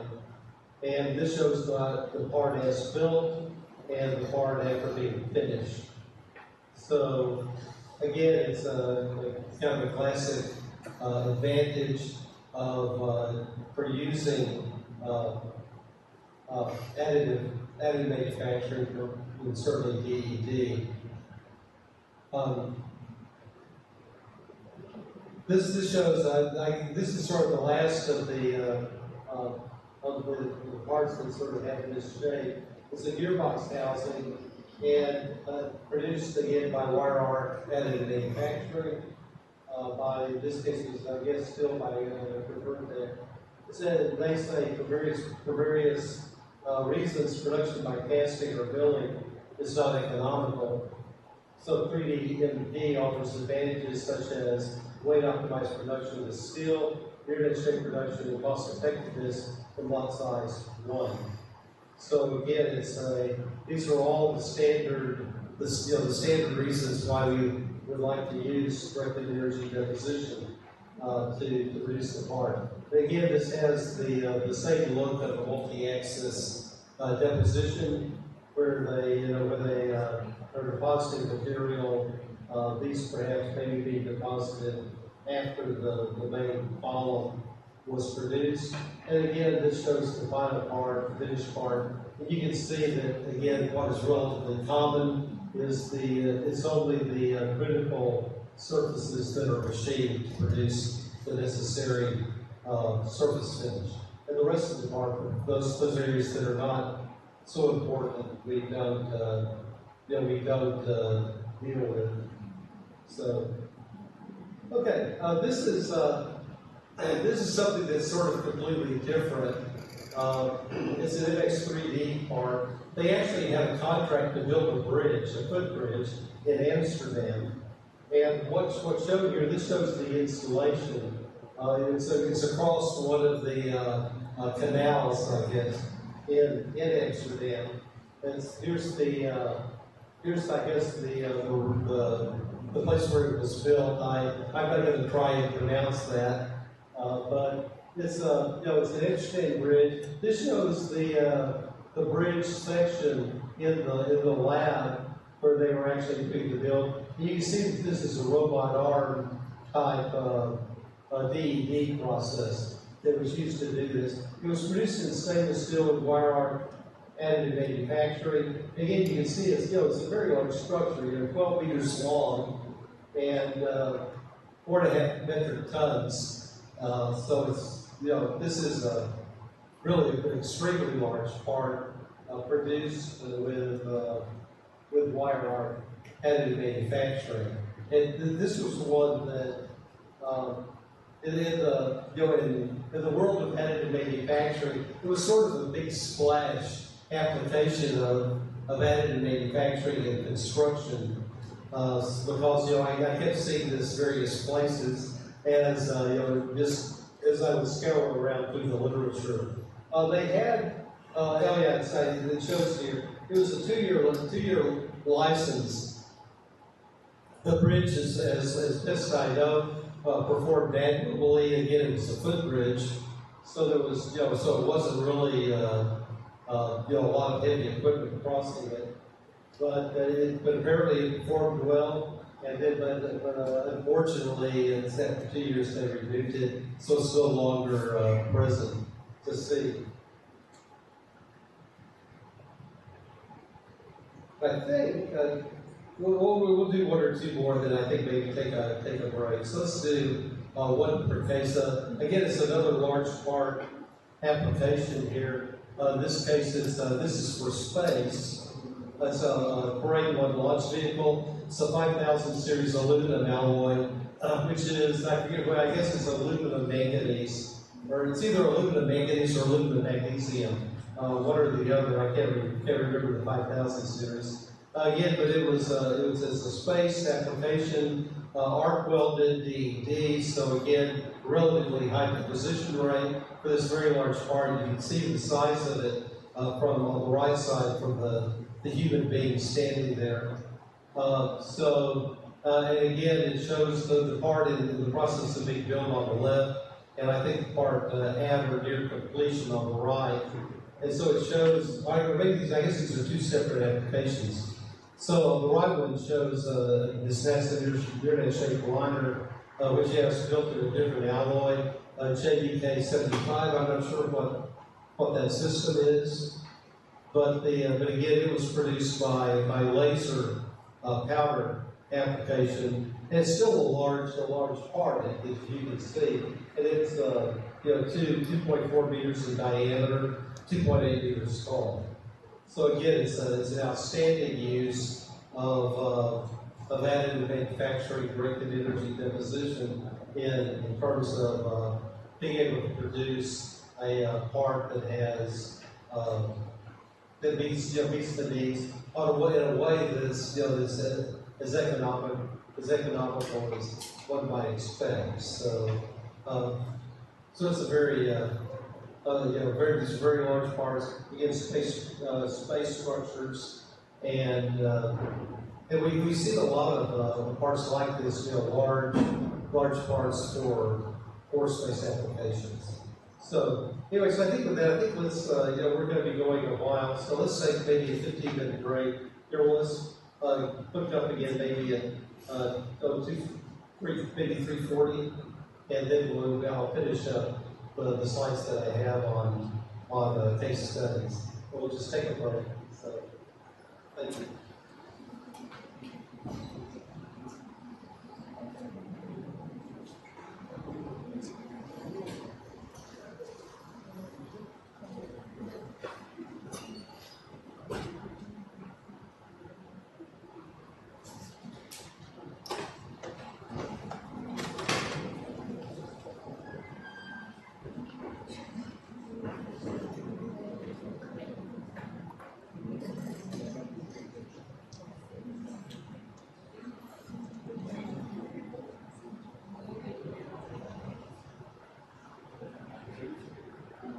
Working, and so we'll see how we can do here in the final part of this. So I think where we pick up is here. This again is a large part application where this is an aerospace component. It was done at KJN Aerospace Northrop, California company. Laser wire DED, 45 kilograms of material, and this 2.4 meters long. So this is obviously an aircraft. It looks like a wing component to me, maybe a part of the wing frame. And we don't know what the material is, but it does give a demonstration on how we can use the wire arc. The laser wire approaches produce a part that presumably maybe has maybe a little better surface geometric definition that we saw with those mostly cone-shaped pieces that were produced with the arc welding or the arc approach and the electron beams. So there are a number of space applications for a DED, and I would like to, here's one of them. Shows a rocket thrust chamber assembly, which is shown here. This shows it's a duplex stainless steel part. It's a cone. This shows the printed part before finishing, and then as is shown here, and this shows the final finished part where they've done all of the machining on it. And so, for this one they show it here.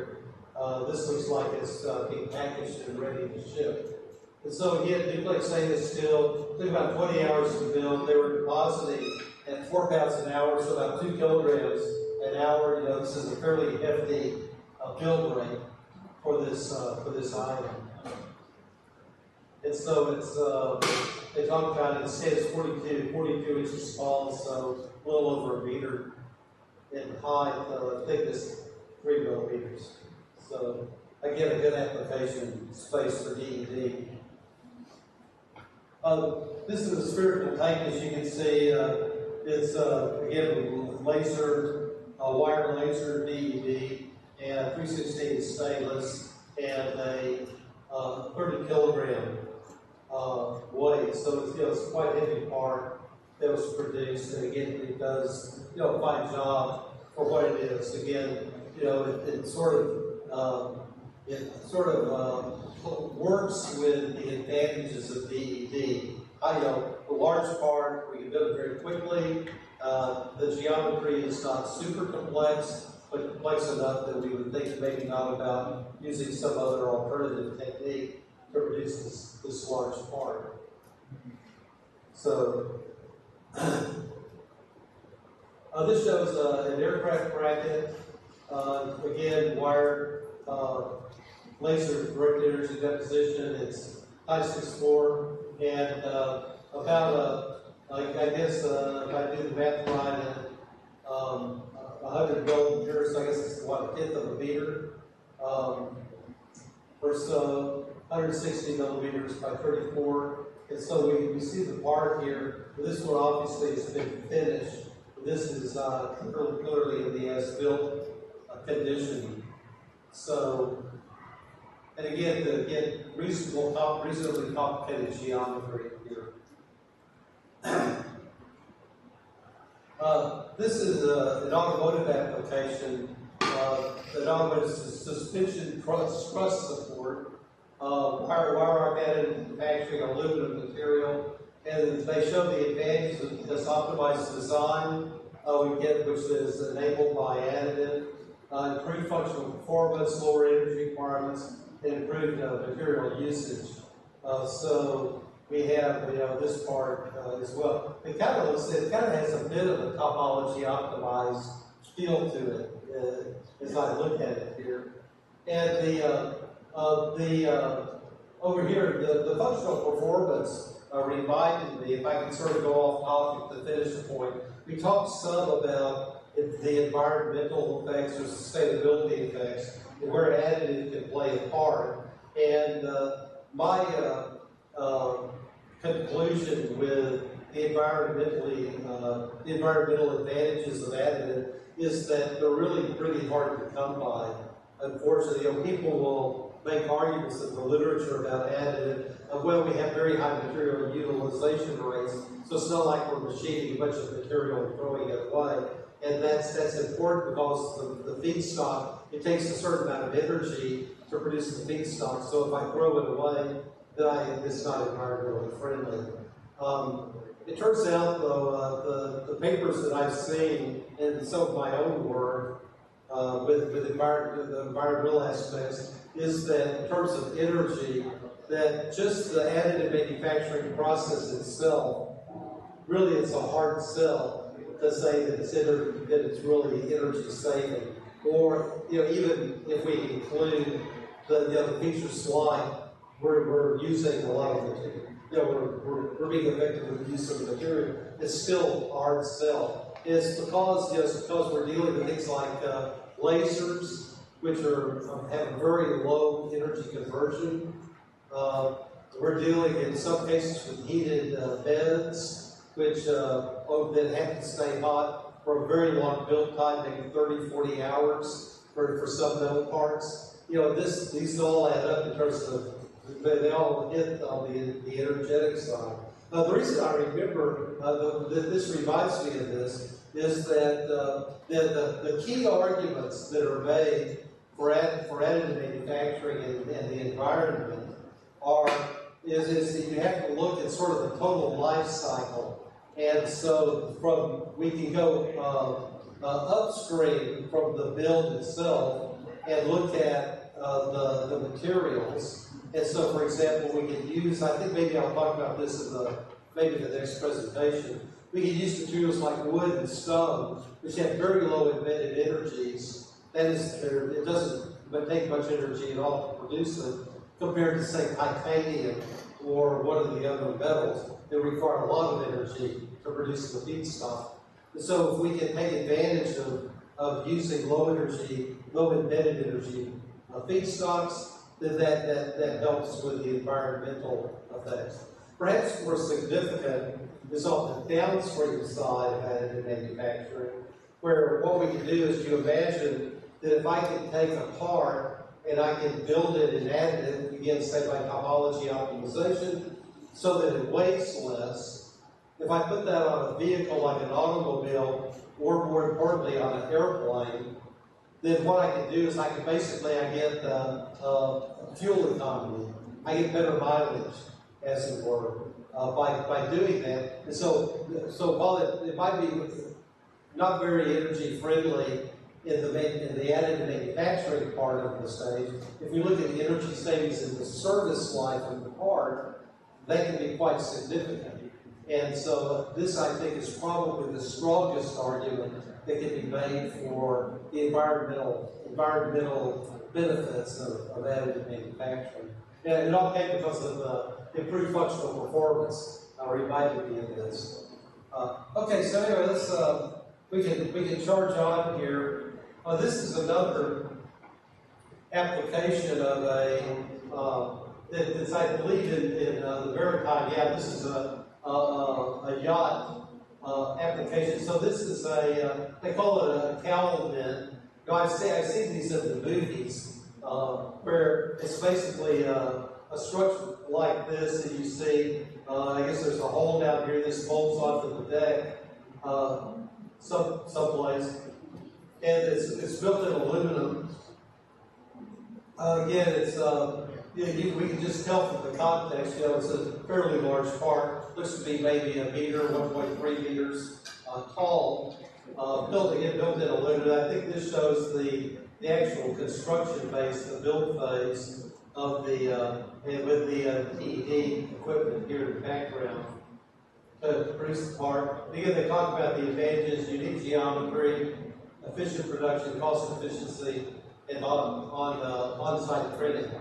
I'm not sure why. I guess if they're doing on-site printing, I guess they move the machine to the location where it will be constructed. And certainly, I guess you can do that if there's an advantage to doing so. Okay, this is a rocket thruster. Again, wire arc additive manufactured. 308 stainless steel, about 0.2 to 0.4 meters in dimension, with 4 millimeter wall thickness.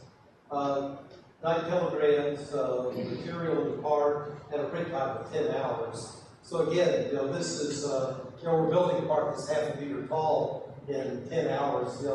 That's not bad.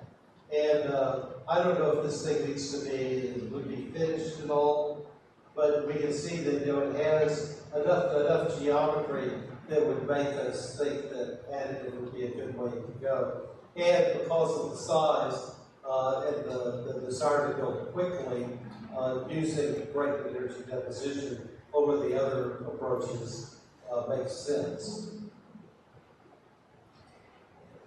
Here's a case. This is a mission. I'm not sure what a mission optical bench is. This is one of the cases I found where plasma arc directed energy deposition is used. The material is titanium, and we can see that it's a quite large structure, and there's enough geometrical interest in this to warrant using an additive manufacturing process. And the size certainly, again, makes us think that directed energy deposition would be the way to go. I like this application. This was one of my favorites. It's in Japan, the not the steel connector. It's a wire arc additive. It's a steel. I guess this is supposed to be a hollow core filled with mortar. So they build this structure. You can see here in place. It's basically a structural member for a building, and you can see there's various ones of these, all presumably with different shapes. And so it goes into service, and so they can basically fasten to it in a way that preserves, I guess, some kind of optimum design guideline for building construction. And so it's basically these connectors that we see. Finally, we have some examples of cold spray. I wanted to at least show one example where we're doing cold spray. And again, It sort of falls in the direct energy deposition category, except with cold spray, we're not heating the feedstock. Rather, we're using kinetic energy. We're accelerating the feedstock, typically powder form, and it's being accelerated onto to a substrate that splats and basically solid state welds, particle by particle, to create a part. And then again, if we go back and look at the DED companies that I had at the very beginning of this presentation, what we see is I've also listed the cold spray companies as well that do this. So one of the challenges with cold spray is being very discriminating with where the material goes, because it's just sort of blowing a beam of material onto a surface.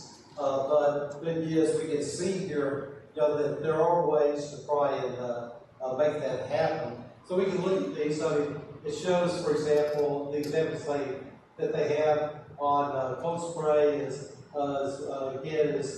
putting coatings or surfaces on cookware where we might have maybe typically the multiple material cookware that I see is basically you have one material that is very strong and scratch resistant, and then you also have another material that's a high thermal conductor, so it can conduct the heat to get a uniform heating. And so that appears to be what's going on here, where we have what looks like aluminum or steel is backed maybe with some kind of copper-based alloy. There's an example, I guess, of a brake disc, again, maybe using cold spray, bus bars.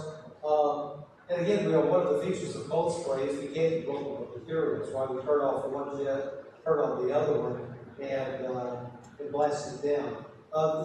Cold spray it's not an energy freebie because it takes quite a bit of energy to accelerate these particles to velocities that can result in solid state welding when they hit the substrate. And as you might imagine, there's some geometrical limitations on what can actually be produced. So, they show, just to jump down here, they show this engine crankcase. I'm not really sure how this is produced with cold spray, to be honest with you. But again, they have multiple materials, the sputtering target, this hybrid heat state, again, is a multiple material application. And it may be a add-on part, because to be honest with you, these substrates that appear to be sort of made out of aluminum or silver metal, they kind of look like extrusions to me, not additive parts. So it may be that they're just doing cold spray down the material on the surface, and perhaps in both of these cases.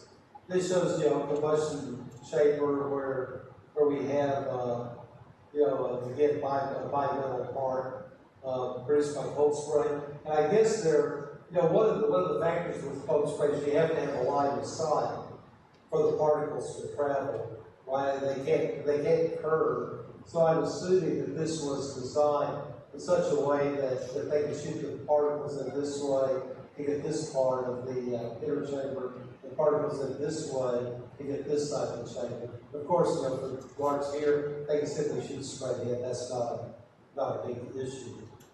So anyway, so just show some examples of what can be done, with cold spray, which again, if it's as an additive manufacturing process, it's not really directed energy in the traditional sense, although the argument's made that the energy source here is kinetic energy from the acceleration process. So in that case, we can sort of at least make an argument that cold spray would fit within the directed energy deposition mode. It's certainly directed, it's certainly energy, and it's certainly positive. So we have that going for us. Okay, so with that, I think I'm at the end of the case studies that I found.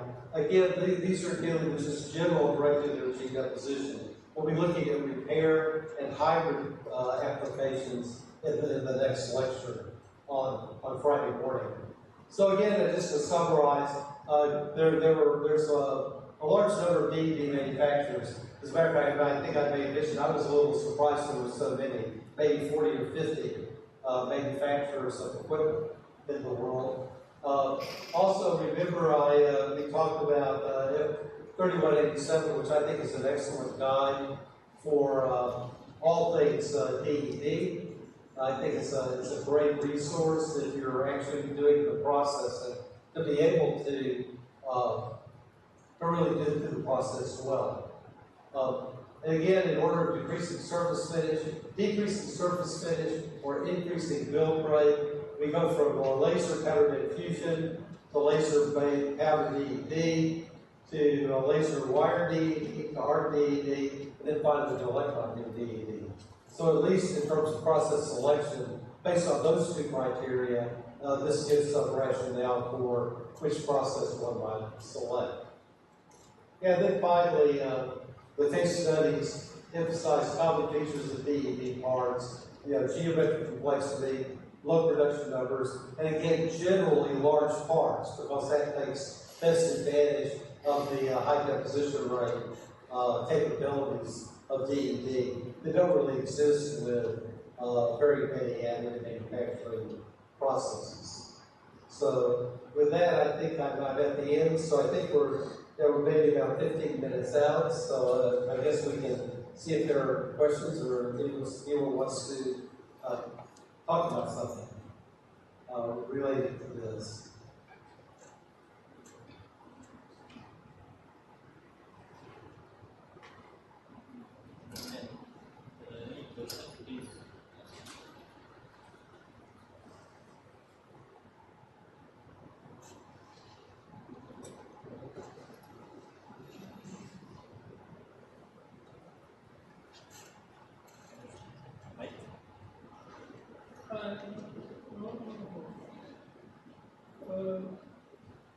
Do you need to sir?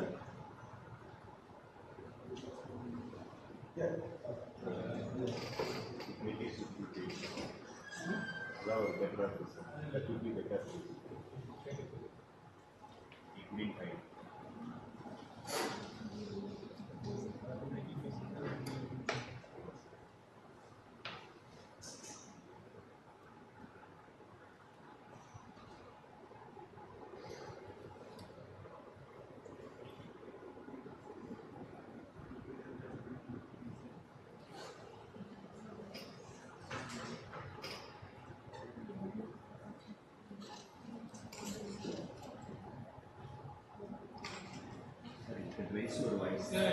Normally it looks like it is about surface finish uptime of any of these processes.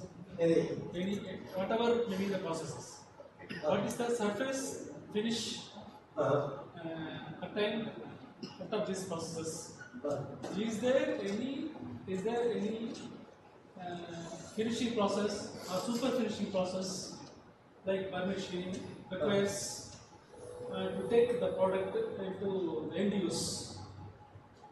That's okay. Asking any surface finish which is used For specifically for DED? Specifically, yes. Yeah, that's an interesting question. I'm not aware of anything specific to DED. I mean, for the large parts, they all look like they're just regular standard machining, right, for finishing. At least that's what I see here, is that of course can apply to any additive process for metals. I'm not aware of a specific finishing. The finishing processes that I've seen in metals is, well, obviously machining is the most popular for ones I've seen. Of course, that doesn't mean it's the best, but there also are some very large finishing chambers that use abrasive grid or milling that the parts just get thrown in and they turn it on and it sort of skirts around for a few hours. And you pull the part out and it has a reasonable polish. It has an advantage because, depending on the size of the grid, you can polish in places where it's not very easy to get to. So,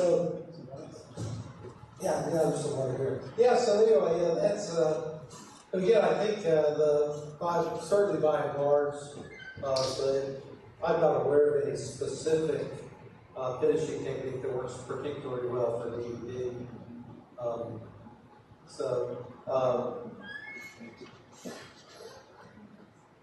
I guess, but I'm sort of rattling through the different finishing techniques, and I don't think the other one's really hard to even apply to DED, because the parts are generally pretty large. Because you can do things like painting, you do things like liquid polishing, and then, obviously, things like grit blasting can have a positive impact on the surface finish as well. And those are all, well, some are relatively straightforward and expensive processes, but none of them are specific to DED that I'm aware of. So.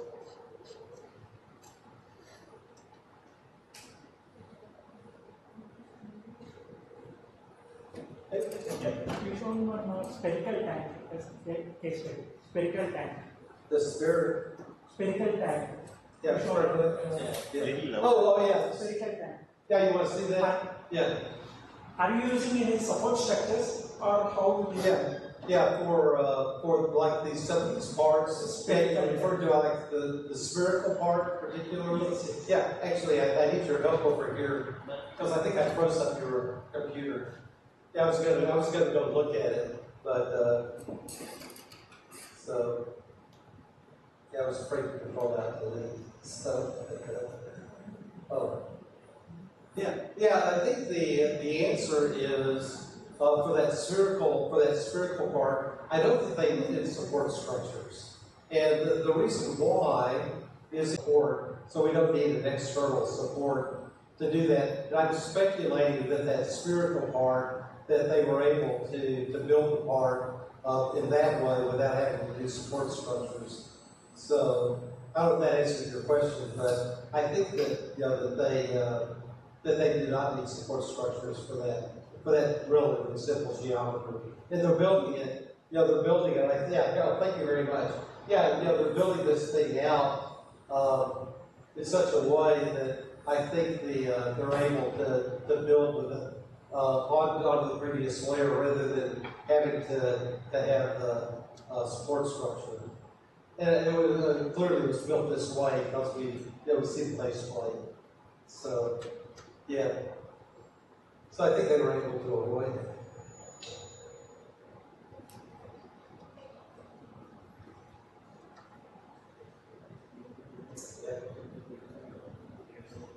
So yeah.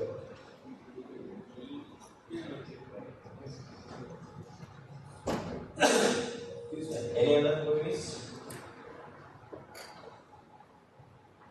Okay. Yeah. If there are no queries, we'll end the session here. We'll be back tomorrow in the same room. Okay.